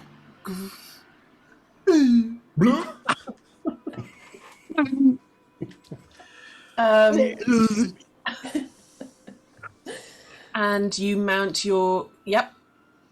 I want to use the maps, the compass, and the shifting sand levels to make sure that our bearings are good and true. I want to be sure that we're not getting lost, we're not getting sand blind. Okay. You are very much, up until now, being led by Koji, but how about you do a separate survival roll to see if it... Yeah, it's not a lack of trust, it's more of a Sonny wants to know that he he could get back if... dirty 20. Oh, a natural 20. Oh. For a 27. Ooh. Hot dog. Hot dog. You got a pretty good understanding of the direction that you're going in, and you, I think, in this instance, you kind of see the way that Koji's been directing you, and you feel like, actually, that's pretty clever because we've shaved some time off because we've not been going up and down the we've been led in a way that means that we're making incredibly good time. Sick. So, can I have, please, from everybody, a D20 roll, please? This is just a flat D20, yeah? No animal handling. Flat D20.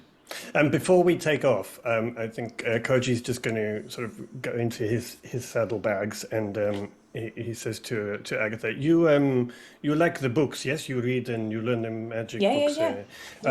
I have this book I found. It's research on this area is useful for you." And I'm going to throw her a book. Don't throw it. Yeah. It's lost in the dunes. You'll never know. Yeah. Thanks.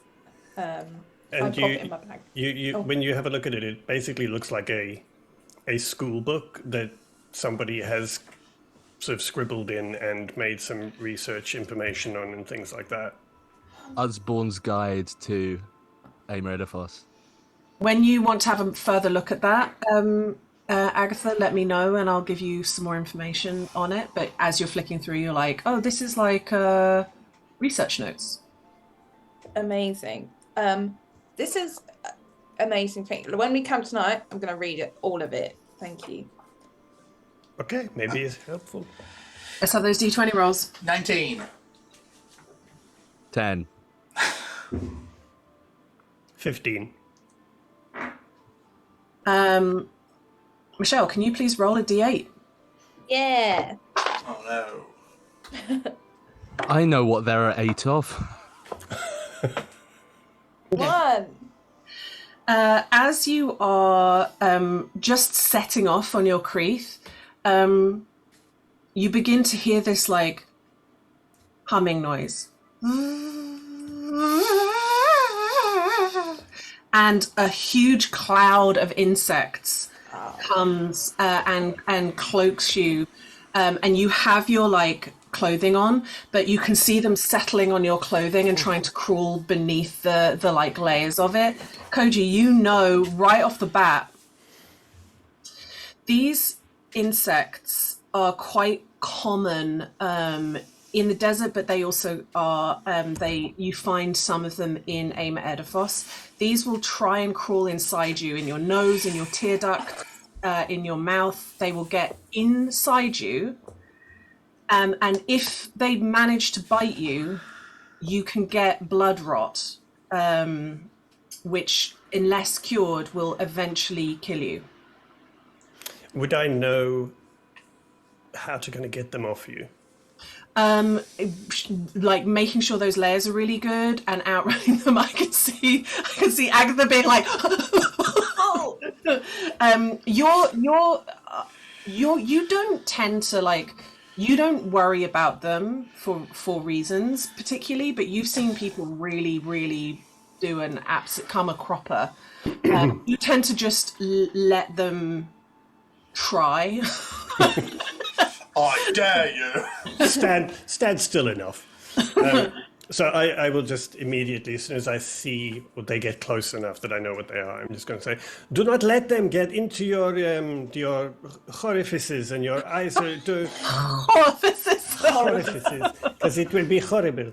They will poison your blood. You must try keep them off, keep the layers over, and everybody gather close together. And I'm going to try and grab one of the tents out the bag and just throw it over so that it's not pegged in or anything, but just basically try and enclose people so that we can kind of wait it out till they go. Okay.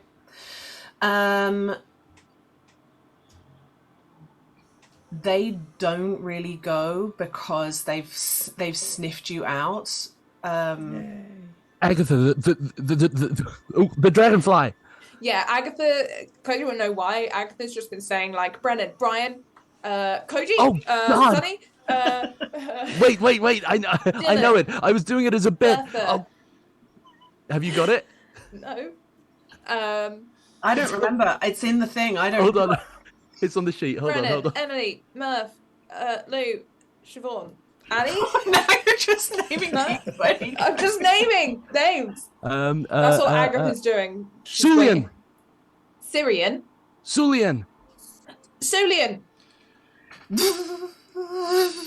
Flies this skeletal dragonfly, this tiny little pseudo dragon about the size of your thumb, hovers in the air and darts out of this like slightly droopy tent, and you just hear, I mean, it's buzzing all round, but after a while that buzzing becomes less and less and less and less, until it's really just a few tiny noises. And peeking out through that tent, what you see is this dragonfly like swooping and diving and biting, and then you just see it's like raining these insects, and you've got this like little black carpet around you of the dead beasts. Obviously this skeleton cannot actually consume them, but they're being swallowed and then falling out of the rib cage of this tiny little dragon. We'll make him a pouch. What is this? This is Cillian. He's a gift from Harriet. It's very effective. Good. It's good. Yeah. If you ever get the chance to go to one of the fairs, go. It could be well worth. The fairs? Yeah. Where are these fairs? Just you might find one day. It's I He actually means fae fairs, like not just like a normal fair. I see. Like, yeah. I see. Yeah. Okay, it makes more sense now. Yeah.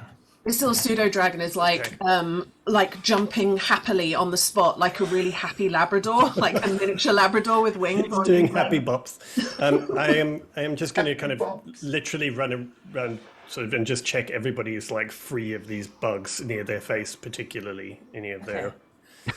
So don't let them get on us, right? That's what you said.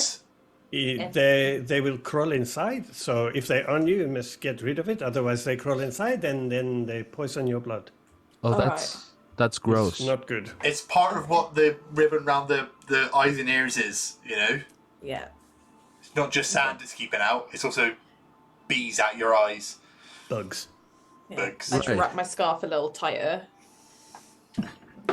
And Miss Kai. Yeah, Yes, it would be great if you had someone with, I don't know, lots of scarves, maybe.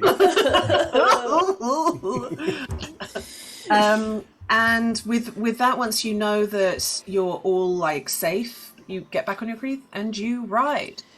You're heading now into you know, you've gained quite a lot of time, and then you lost an hour or two with the bugs, but all in all, you're ahead, and you're starting to get into an area that is a little bit rocky here and there. The dunes slowly start to get the odd landmark, which must feel like a incredible relief after nothing but just dunes.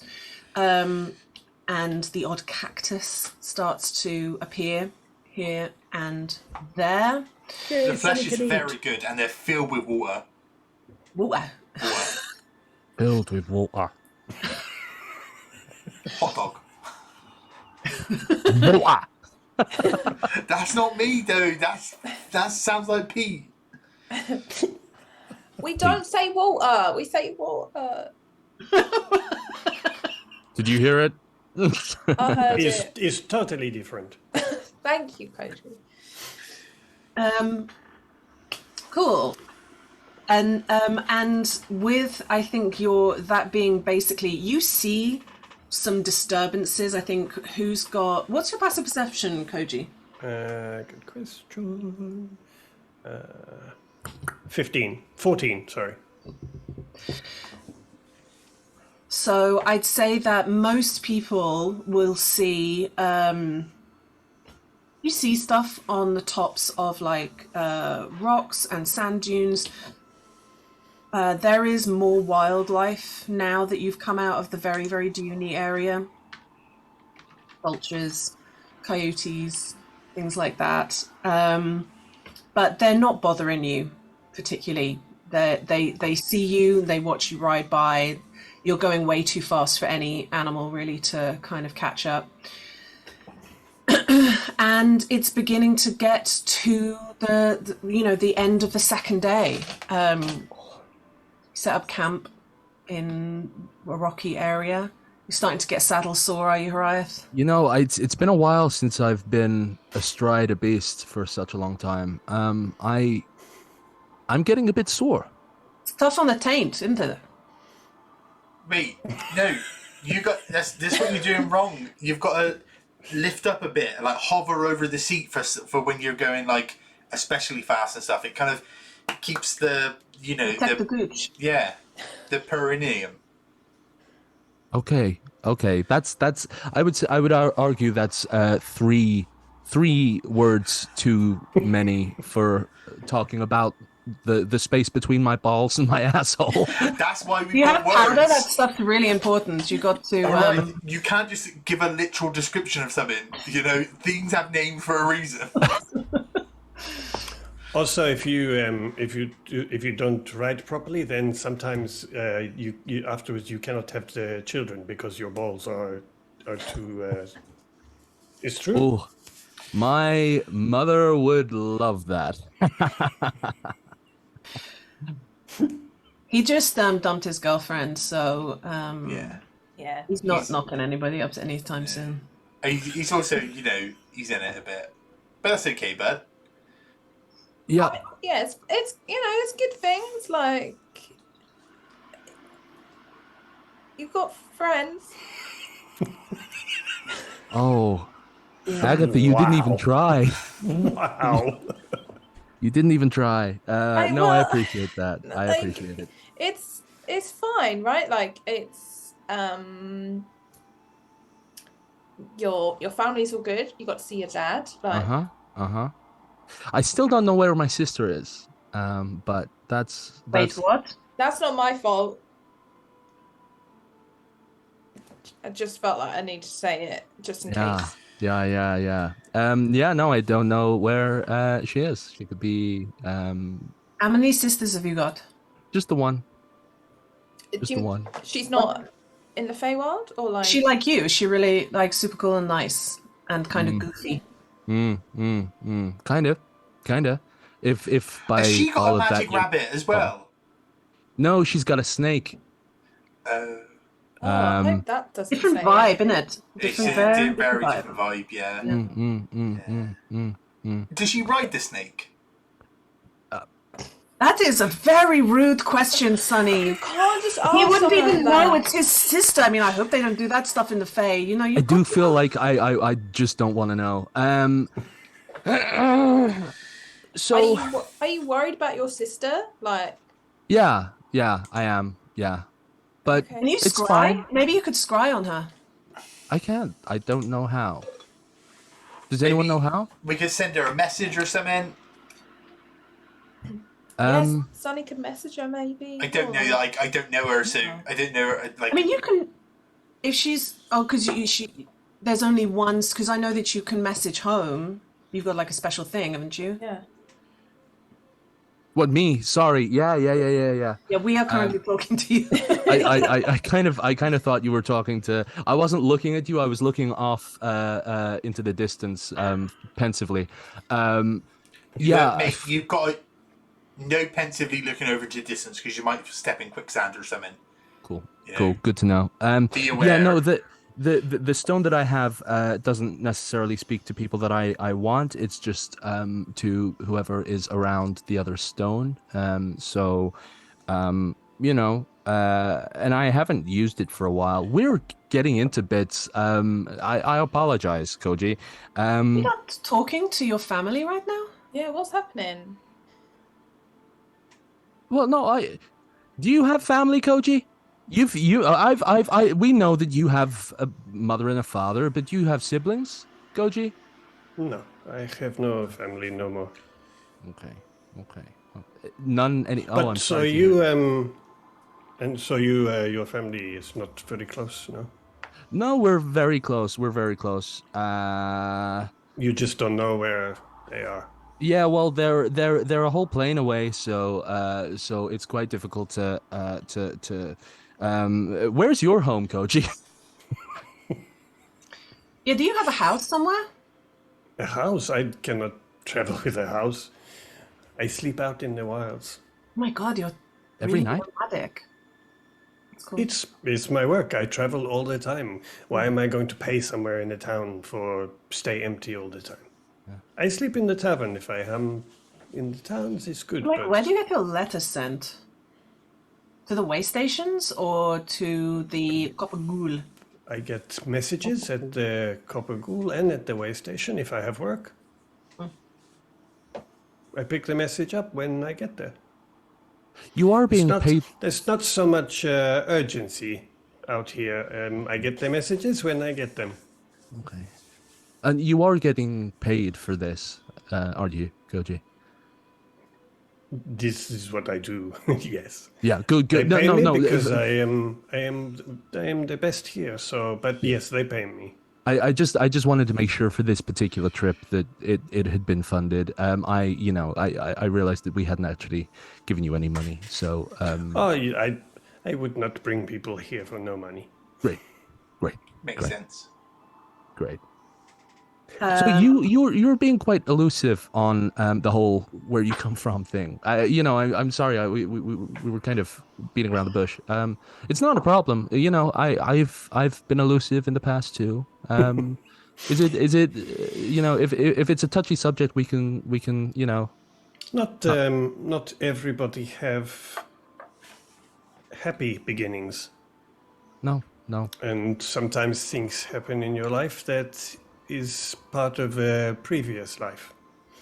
You move on, you change, you do something different, you choose a different path, and the old life is not something you want to talk about or to dwell on. That is for me. I do this now, I have a purpose, and I do what I do.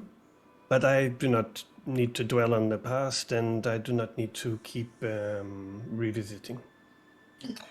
You know, I can actually understand that. One moment. You've got like your stillness is like powerful, you know, like you seem in sync with the life you've built for yourself. Thank you. Oh, Hariah, you feel so out of sync with just sort of everything that's going on at the moment. But that's okay, because you're finding it, you know? All right, it's so out of sync. None of you would notice because it was done stealthily while this conversation was happening. But a spell was cast by somebody in the group, and I'm going to give the answer to that spell now. You fucking little fucking... As you conjure this spell and look out, you see Nevma and that very faint, she's human, but she has that very faint undead flavor. And when you look at Koji, you see a void. You cannot identify what they are. They don't look like any particular color that would identify anything. They look like emptiness.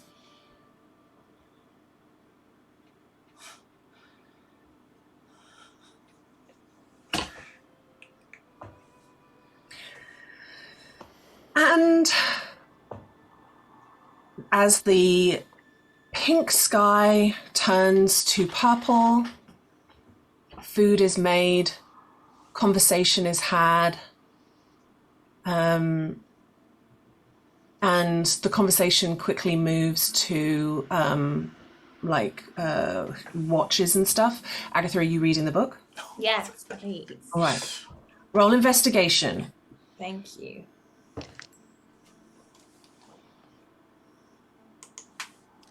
Uh, 26. Wait, yes.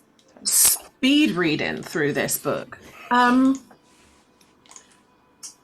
This book is a journal from a student of Kalak Yolas from maybe 4 years ago. They came here. The book is written from the perspective of a cleric. And this party was the cleric of De Great, which is the god of conquest. There is a paladin of Julian. There is an Asimar that's a divine sorcerer, a ranger, an enchantment wizard. And they came to aim at Ediphos. What did I say? I said something stupid. Wait. Well, I missed it. I'm desperately writing everything down. What, Nikki? There's a god called De Great. Yeah. The Great. The Great. It wouldn't have been so bad if you hadn't said there was a god called De Great and then someone talking about divine. Yeah. Okay. Cleric of Decree, Paladin of Julian, Divine Sorcerer, an Asimar Divine Sorcerer, a Ranger, an Enchantment Wizard, came to aim at Ediphos filled with hubris to, they felt like they were going to kind of conquer the land. They were going to claim the land in the name of Julian II. And they come across as incredibly entitled and arrogant. And this is a place where they can prove themselves and make a name for themselves and that it is completely ridiculous that this huge body of land has not been cured and claimed, and that, you know, wars were fought over this stretch of land, and now no one owns it. And if somebody could just sort that corruption out, the first people to do that, it would belong to them. And they would go down in the history books as being the people who loved their emperor so much that they gave him a whole new region. Fucking simps, man. It's sort of fucking pathetic, isn't it? I mean... Mate, calm down. Okay, cool. Doesn't have to sleep with you just because you gave him a new country. Like...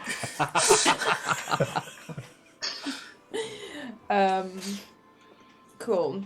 Yeah, Agatha reads this and is suddenly like, oh, I see. I see why Koji gave you this book.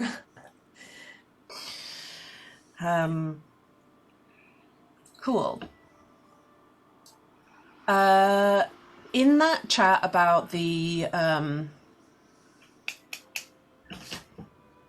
watch. Oh, yes. There is the thought that Horath could do a watch, like when it's still light either side. He could do one. I'm happy to. I'm happy to if someone wants me. I mean, he could at least try. Does anybody want me? I mean, like, oh, right. let Koji sleep, and like maybe you and me can do one, and then we switch, and then we switch, and then we switch. Okay, great. I'm so ready. Yeah. Okay, let's you and me do first watch. Great. Yeah. Great. Sleep well, everybody. Sleep well. Koji's going to go off, and you'll see him in his kind of side of the. Are you putting the dome up? Yeah. I'll do the dome again. In his kind of side of the dome, he just sort of pulls out his little lumpy milk, and almost sort of, it's almost like he has a ritual every evening of just like sitting quietly, having his milk, and kind of really, like, I think what's weird is that he really kind of like sips it, like almost like he's savoring it, even though it's not really something that is savorable. This is not a sipping whiskey. Yeah. And this is a chewing whiskey. Yes, a chewing whiskey, yeah. Someone bring my spittoon. And then he's just going to settle down, close his eyes, and sort of sit back, leaning against whatever he can find nearby. So he's interesting. Yeah. Yeah. It's interesting talking to him, isn't it? Because sort of end up finding yourself saying all sorts of things that you're not really meant to say. Yeah. Wait, what? Have you what? No, nothing. It's I'm not talking about me. I'm talking about you being a total buffoon. I am. I am. Yeah, that's fair. Obviously. Weird. I get this kind of like, he's got that thing about him, like, you know him, you know what I mean? Like, sometimes you meet people and you're like, bet we knew each other in, like, a past life or something. You know, like an instant, like, I get you. Yeah. You get that? No, I don't with him. No. He's very different to anyone else. Maybe it's just because he's, like, really cool, and so it's, like, kindred spirits immediately. Yeah, that's... absolutely why I don't get it. I get it. Never. So let's talk about your sister, yeah? Why? Do you know where your brother is? Yeah, no, he's at home. He was last time I spoke to him. Has it only been maybe a few days in the Feywild, and that's why? Like, maybe she's just gone on camping trip or something? No, Dad said she'd been gone for a while. And it was normal back in the day for her to take one of my cousins and go gallivanting and drinking and partying for weeks on end. But But in the Feywild, right? I mean, you can't just go through to here, can you? No. Okay. I'm just checking because, like, I mean, I don't think so. I mean, you have to be clipped, so, and she would never. But it's not like an automatic thing. Like, you don't go through the doors and you're like, it clips you as you go through the doors. It's like a separate thing, right? No, it's like going into the library and tell me if I'm wrong in any way, shape, or form here. Yeah. It's like going into the restricted section of the library and trying to take out a book. You know, you're not going to be able to take it out, right? Have you been taking restricted books out of the library? Because that seems kind of hypocritical. I did try. No, did you really? Mm-hmm. Did you succeed? Have you got one with you? Nope. Vardanas was very, very strict. It's not a wonder you're friends with Kai now. Oh God, that's. I mean, I am friends with Kai. That's not why I'm angry. Not angry either. It just grates a little. But honestly, I was trying to do it to check the. No, that's a lie. I was just trying to take a fucking book. Honestly, I would do it as well because then you want to know, like, is this school a fucking joke? Well, I mean, collecting important things and then just going, anybody who's got even half a brain can just take it for themselves, you know? That is, in my full fucking arrogance of the first few weeks here, I did chew Vardanas out rather for letting the book out. But yep, I gotta be honest, I almost shit myself. Almost crapped my pants. But yeah, and he said that this is why there was the restrictions now. This is why the security was here. But it doesn't matter. It's a long history, isn't it? I like Kai. Kai's good, and he's good for Agatha. So Yeah, we're good together. I mean, I don't know what he was like before, but he's obviously. I mean, you remember what he was like on the first day? Asshole. Absolute asshole. I get that's a different person than the one that we know now. Yeah. At least, yeah. At least if he's an asshole, at least he's shaved it now. Bleached it a little. Just kind of holding out. It's really important to keep that area tidy. I always especially if you ride every day. Like I hope you've been talking up to the. Yeah. Listen, I'm not going to say that. I'm not going to say that. That's too far.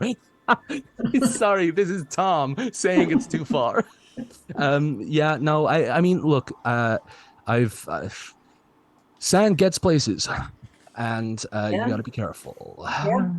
Let's roll perception, I think, right now. Yeah. What are you saying? I don't know, but we got to keep a lookout.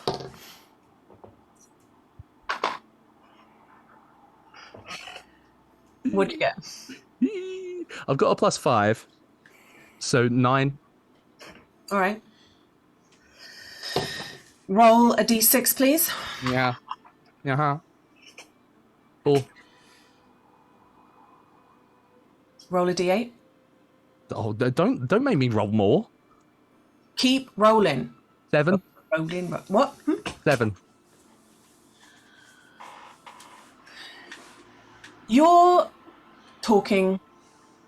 You stepped out of the dome to do a little walk around because sometimes the dust piles up a little bit on the edge of the dome, and you and Nevma are talking. Suddenly, she grabs you and she starts dragging you back towards the dome. We've got to go. Can you not hear it? Open your fucking ears! And she's pointing madly as you're running away and going, oh my god, your fucking no dark vision is so annoying. There's scorpions. Get in the hut. Get in the Where?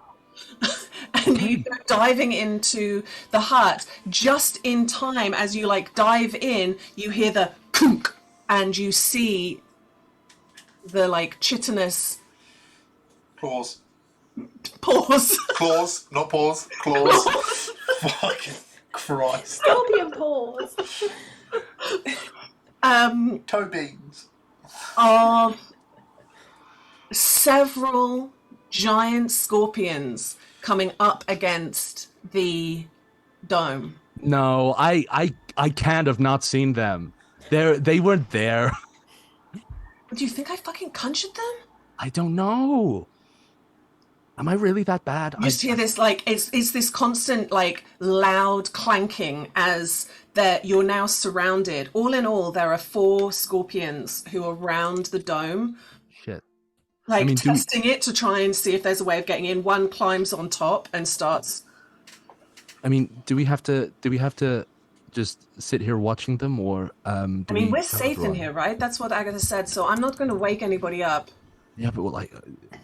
You guys turn around and Koji's standing there already going... What you... Okay. I mean... So did you do anything? Yeah, we came in. You were outside? Yeah. Okay. I mean, do we just wait and hope that they go away, or do we try and kill them now? I don't want to make them wake up if the other guys, if Sunny and Agatha. I mean, we can deal with this, right? 3 of us. 3 is the magic number. I mean, let's wait it out, because they might just go away. Yeah. Before the dawn, right? Maybe. Is not likely, but we can see. Okay, well, that's our shift over. Koji, it's your turn now. Okay, oh my God! Good. You let us get surrounded by scorpions. God, so irresponsible. I have to wake up Agatha, because she'll know what to do. It's like 2 minutes into your watch. Like, oh no. I'm sorry. Good night. It's okay. It's funny. It's funny. It's going to be funny. going to be funny to see once we enter Hemedafos. It's funny. You two are funny. Oh, that's actually worse than. Yeah, it's kind of so much worse. Agatha. What's good? Right, I'm out. Ready? Yeah, it's just a really out. totally normal time to do watch. Everything's absolutely fine. That's fine. Why is Horiah going into their chair? Sorry, I don't know why I'm in here. Okay. Are we just leaving them? Like, what's happening? I just have images of Agatha waking up going, Jesus, it's Horiah, and then walking out the tent going, oh, scorpion!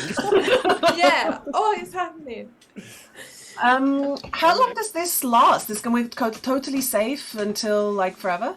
8 hours. So okay. I cast it about, like, 3 hours ago, I guess. Yeah. All right. Well, it's your turn now, so... Just if we finish this watch and they are still here, we will have to do something before the dome collapses. Yes?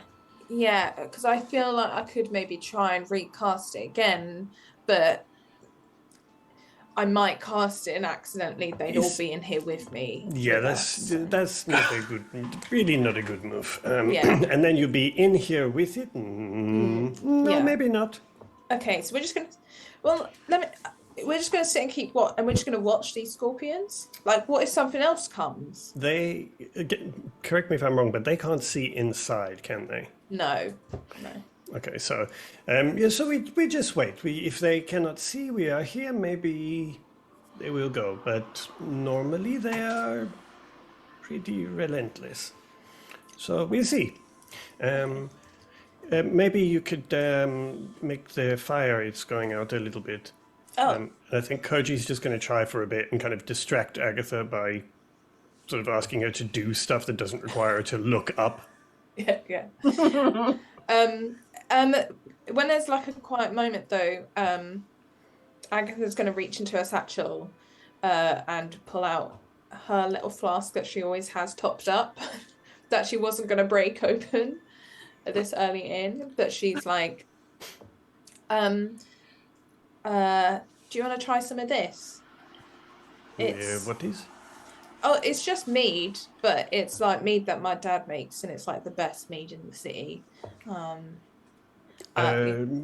Sure, I'm not a very refined palate, but I would have a look.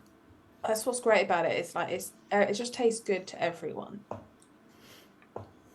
Okay. And he'll take a sort of very small sip of it and give it back, and sort of closes his eyes for a minute. And then there's kind of almost a kind of wistful look on his face, and he goes, it's good, it's very good. Is your family make, yes? Yeah, they do. Yeah. Oh my god, if you ever come to Solerator, I'll buy you a not a pint, because that's quite a lot of meat, but I'll buy you one. You have to come and have some, because it's real good. It's very good. Your family must be very good. Oh yeah, my dad's the best at making this stuff. He does like to experiment though. Sometimes he tried chocolate mead once. No, it wasn't good. Not a big seller, no? No. Did make some cakes out of it, but still not really great. Okay, it's interesting. Yeah. I was just trying to do the bonding thing, and you were like sat there like looking cool, drinking your Pilsen series. So I was like, I'm going to sit here and look cool, drinking my thing. It's good. It's nice to have the company, and we try not to think about the giant scorpion. I forgot they were there. Oh, sorry. It's okay. No. Okay. Is this going to be a common thing? Yes. Okay. Maybe not the scorpions, but yes, there are things, many things. Have you fought them before? Like, do you have any best ways to get rid of them, fight them, kill them? No, you must fight and try not to get caught with the mittens. Yeah. I feel like that was you being kind to me. If they stab you with the paws, then you are in trouble. Right. So so we try that, but maybe they cannot see in, so maybe they will go away. Okay. Yeah, they'll get bored, right? Like. Sure. Let's have a D6 roll from both of you. It's just more monsters come. Yeah. More. By the end of the night, there's 15,000 scorpions. That was a natural 1 again. All right. And a 5 from me. Can you please, Agatha, roll a D8? 7 more scorpions. God.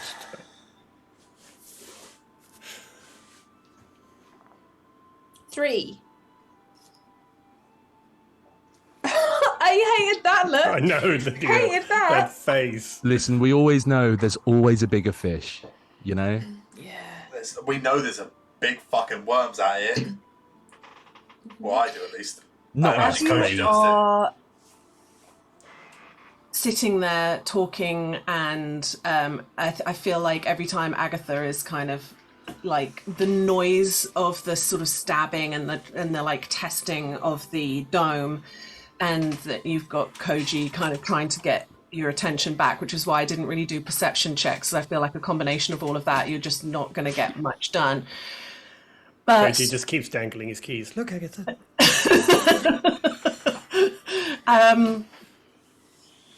But then you feel a rumbling. Oh no. Through the dome, through the sand. And the rumbling gets louder and louder and more intense. And with your dark vision, you see about 10 feet away the sand erupt, and a huge sandworm comes out of the sand, and this mouth opens all with like rings and rings of teeth, and clumps down around the dome. And you see the scorpions, 3 of the scorpions immediately are like squashed against the dome, and the jaws can't penetrate around the dome, so slowly slide off the dome, and you see the muscles inside the mouth contracting and pulling those scorpions down into the gullet of the sandworm, and then it disappears back into the sand, leaving just saliva and scratch marks on the top of the hexes of the tiny hut. I think Koji's immediately going to grab Agatha and just sort of gently guide her flask to her mouth and say, "Why don't you get some more rest? You have a drink, get some more rest. I will stay out here, and we'll keep an eye for the." I keep an eye for the next watch. It's fine. It's better in there anyway. The last remaining scorpion goes skittering off, and you feel the rumbling subside as that worm follows the tremor of the scorpion running away. Once there is no tremor left, Koji would like to go sort of step outside the dome and just stay still, but step outside and look to see with his dark vision to see whether he can see anything that looks like it's moving, as to whether we should be expecting more. Roll perception, please. Okay, 15 plus 4, 19. Way off in the distance, you see the sandworm engulf the final scorpion and disappear, and you stand very, very, very, very still. Nothing. Okay, I'm just going to step back into the dome and just sit and watch.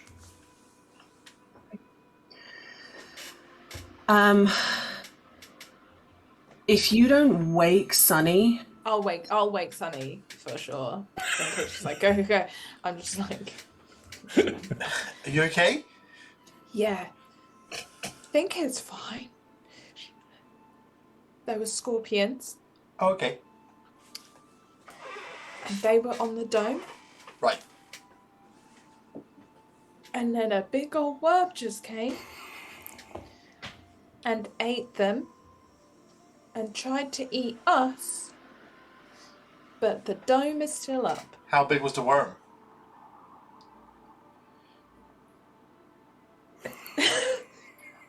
Real big.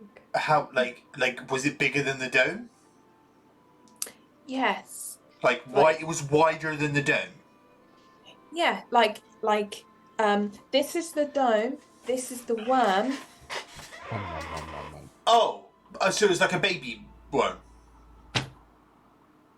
I'm right, right? Yeah. That's a baby worm. Yeah. But it's okay. It's your first worm-based experience. You know, like, how you doing? Did I get swallowed by one, or did Rose get swallowed by one? Someone did, for sure. I think it was you. Yeah, it was worm, you, yeah. Yeah, worm swallowed me when I came last time. And this isn't Ava Edifor. No, this is just this is what. Here's the thing, right? This is why I'm like what I am, and Koji is like what Koji is, right? There's levels to this shit, right? I've got up to worms. That's still me. Like, you don't get further than that, and you without being more like Koji. Okay, be like Koji. Okay. I'm gonna try and sleep. It's your turn for watch. Good night. Night. I feel like Agatha just goes into the tent and just opens up her locket and just remembers the mountaintop. Yeah.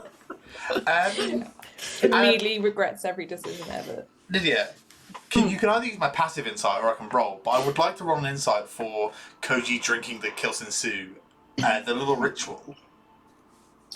Roll, and then I will take both into account. Okay, so I've got 13 on the dice, plus 8, so it's 21. And I imagine Koji can roll, but basically I'm trying to establish is this a like a rationing that's become a ritual, or is it like a just is it a full ritual? Do you know what I mean? Like, is this a case of... Yes, I do know what you mean. This is not rationing by any stretch of the imagination. This is somebody who is experiencing something that they don't need, except that they are clinging to the trappings of a ritual. Cool. That's what you get with a 21. Is that fair, Wayne? Yeah. Oh, that's me. And yeah, when Agatha goes back, I think Sally is just like, I think you should know, like, I cast a spell earlier because I couldn't quite work out why he was glowing. Like, the kind of glow vibes. So I cast a little spell, but like, I wasn't going to do anything weird with the information, but like, I didn't get no information. Like, I was just trying to like get a vibe of like what you are and stuff like that. I hope it's no offense, but like, just for our own safety, I'm sure you would have done the same. Like have a better idea of the people that are around you. And like, I know everyone's asking you questions and whatnot, and like, you clearly don't want to answer them to a level that's going to be satisfactory for those asking. So I just thought I'd like figure out what you is. Like how like I'm a tiefling and everyone's like, ooh. Well, not everyone. Most people are fine, but like people like fiendish and stuff like that. I just wanted to like figure out what your deal was. I didn't get nothing though, which is kind of odd. But no, it's not odd. It's on purpose. And I'm just gonna hold up my hand, and I have a ring on. Cool. Interesting. I can do a spell that's a bit like that. That makes to make sure that I cannot be tracked.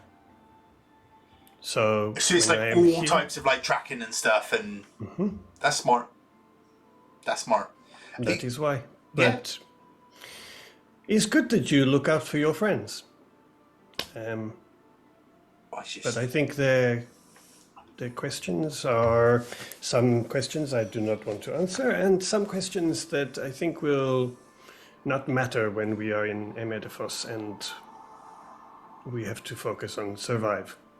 Look, like I know the things I know, and like I don't know the things I don't. But I've got a good feeling that you know the things I don't know, and the things that we don't know ain't worth knowing. Do you know? I don't know. I basically say, look, I was trying to figure out your deal, just to put my mind at ease, but I've decided I don't really care. Also, the spell didn't work, but I've now since then decided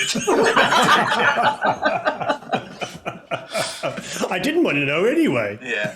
I think I'm okay, It's good. I make living here as guide, and I am paid to make sure people like you travel, well, maybe not like you, but people travel safe. Ain't no one like me, mate. This I am learning. But I do my job well. Your friend recommended me, so... Oh, yeah. I mean,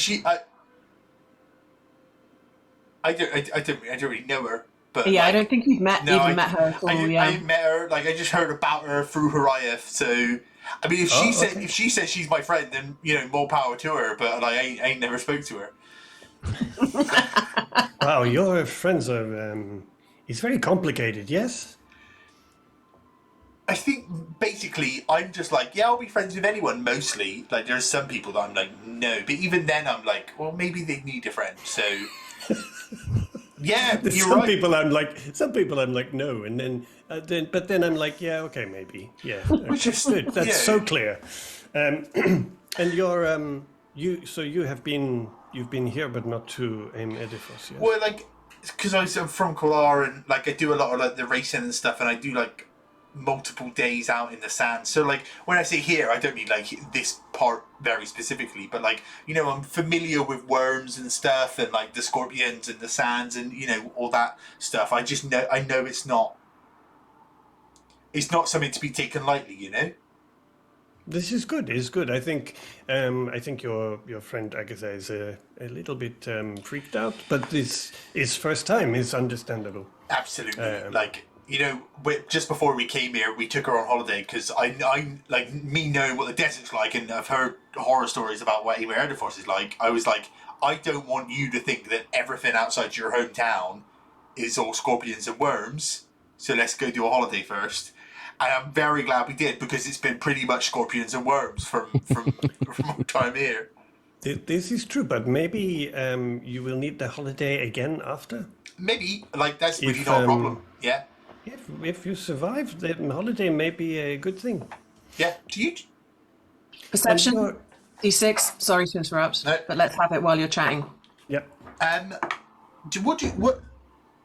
Perception. That one. What do you do to like 19. find your stillness? I did an absolutely wazzy one. What do you do to unwind? 23. 23, 19. What's your D6s? 1. 4 for me. Yeah, like what do you do to like find your stillness? You know, like I've been doing some meditating, but nothing really compares to like riding fast for me. For me, it's the quiet. The night here is quiet like nowhere else. That is why this is a good place to come before and after you go to Emedifos, because the noise there is everywhere and always. But then here in the night is quiet, and this is where I can find myself being quiet. Just a kind of interesting thing that can you, Sunny, roll history? Please? Yeah. History. I got a 13.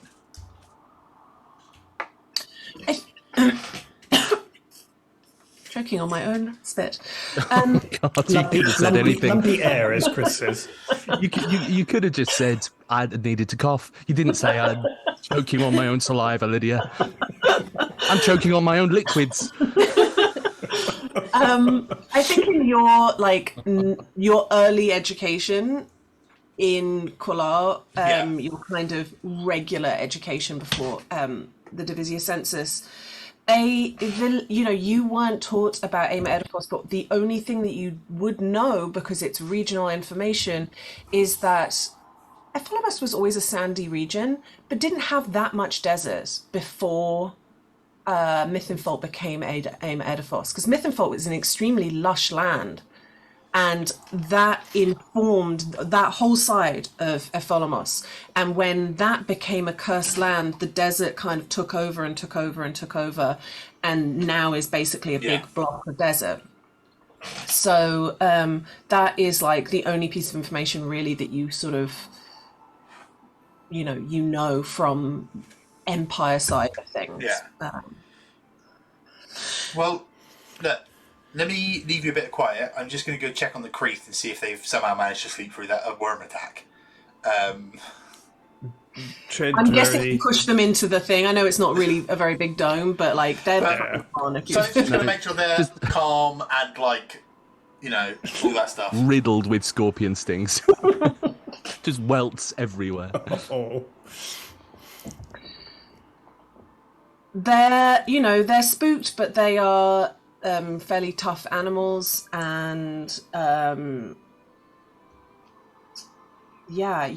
rest of your shift goes basically without incident. The sun rises, and you pack your things up after breakfast and begin to ride. Again, making pretty good time.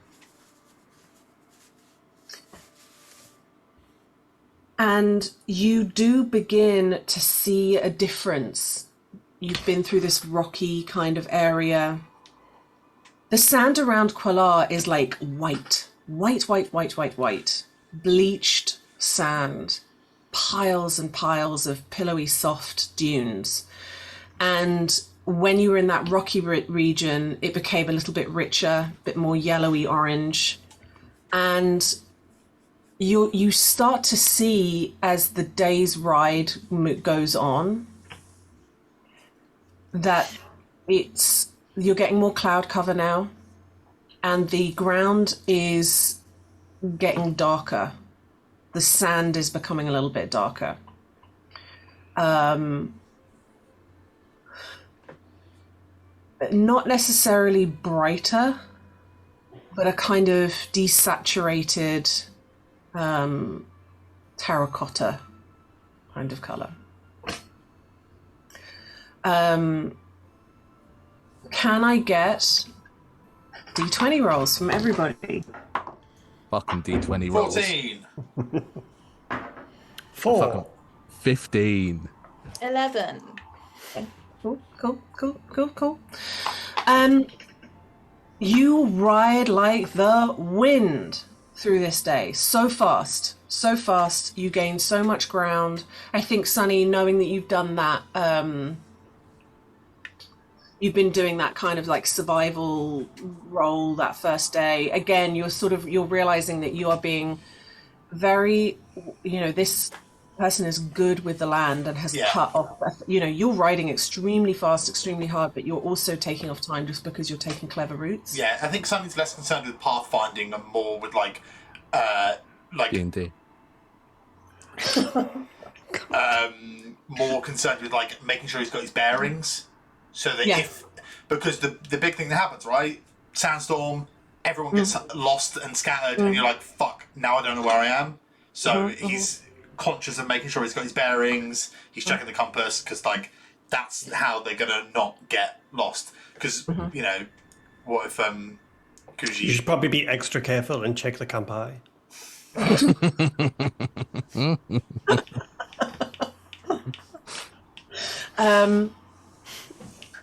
I'm bleeding now. He That's my sharp wit for you. And as the sun begins to lower itself again, you stop at some point, have some lunch, and as the sun begins to lower itself, the sand is darker, the cloud cover is thicker. The clouds themselves are dark, rainless. It's almost like the sky begins to kind of fog over above you. And the light then, as you kind of look to your Creeth and to your friends, it feels darker. You're still technically in the Empire, you're not in the Aima Edifos yet, but that corruption is pulling into the desert. And it is nearly nightfall when you see, well, maybe not Horiath, but the rest of you might see on the horizon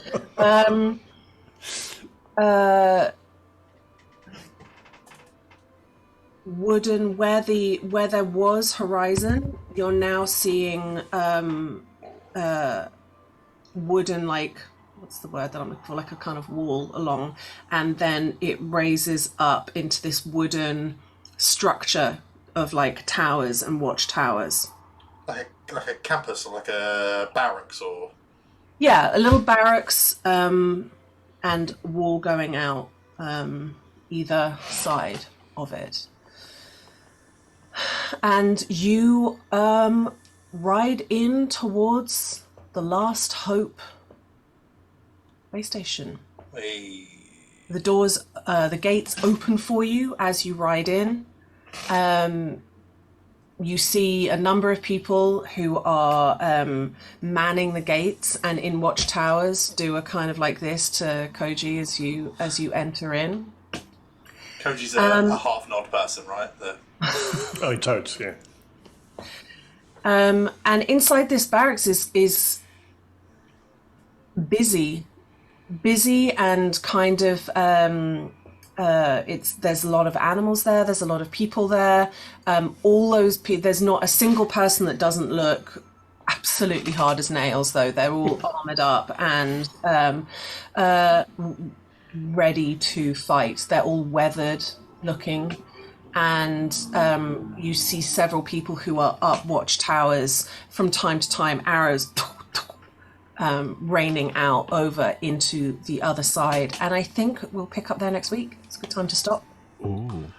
Just very quickly, did it look like when you said like, I can't remember what you said, but like battle ready, like preparing for a battle? Battle hardened or battle? They're wearing armor, but they don't have their weapons drawn. Cool. They're just so we're not getting in a state of like readiness. We're not getting the like. No, that's a good sound effect, but we're not quite there. Thank you. I've got it ready and waiting for when you need it. You know. It's as good as Harriet's accents. Oh God! Oh, that bad? Amazing. Well, thank you very much, everyone who's joined us. Thank you very much, Lydia. Most importantly, though, thank you very much, Wayne, for joining us. Oh, thank you. I'm having fun. Can I come back next week? Of course. No. This isn't the last. This is not a... Imagine Koji just dumped them here and was like, make your own way. Bye. See ya. I love Koji. I love Koji. It's so weird. As soon as you said Koji, I was like, I have a character that I love very much called Koji, so I have to immediately. Oh, really? Oh, I didn't know that. Yeah. Very. Not the same. It's not at all. him. Not the same at all. No, very very different. But absolutely wonderful. Yeah. Wayne, I'm sure everyone knows, but where can people find you and the things you do? We don't do this normally. But just because you're here, it's kind of weird. Yeah. You can find me most Sundays on Twitch, streaming on the Some Other Heroes channel, where we have our own live play game that we often see you guys at. And you can find me everywhere else on the socials as WayneFix01. Wayne is doing some really wonderful stuff. So if you're, in the realms of like starting a business and you want some design tools put together, created by Wayne on Instagram, is created by Wayne, right? Yep. Yeah. That is gorgeous business, stuff. And some of the heroes, you can go watch everything on YouTube thus far, and I highly recommend it. It's been really, really wonderful, and now is a good time because there's less drama. There is less drama. Yeah, it's nothing really now. happening at the moment. It's kind of a chill downtime. And if you are caught up, or you just want to jump in straight away live into the middle of some fucking chaos, this Sunday over on Some Other Heroes, give them a shout. Follow them on the tweeters, and you'll get to see some gorgeous art from all of the wonderful artists. Yes, and thank you, Michelle, for mocking the Koji art. Yeah. Oh, Koji looking fucking I love fine. Koji. It's always really interesting when I contact Michelle about characters that where I'm like, well, they kind of look like this. I can't give information about the character, but I just want to do pure descriptions of the character. Yeah. Using no laden insider knowledge. Yeah, you can't say any terms that are emotionally laden. It has to be completely generic descriptions. Yeah. So I didn't know a lot. But you nailed it.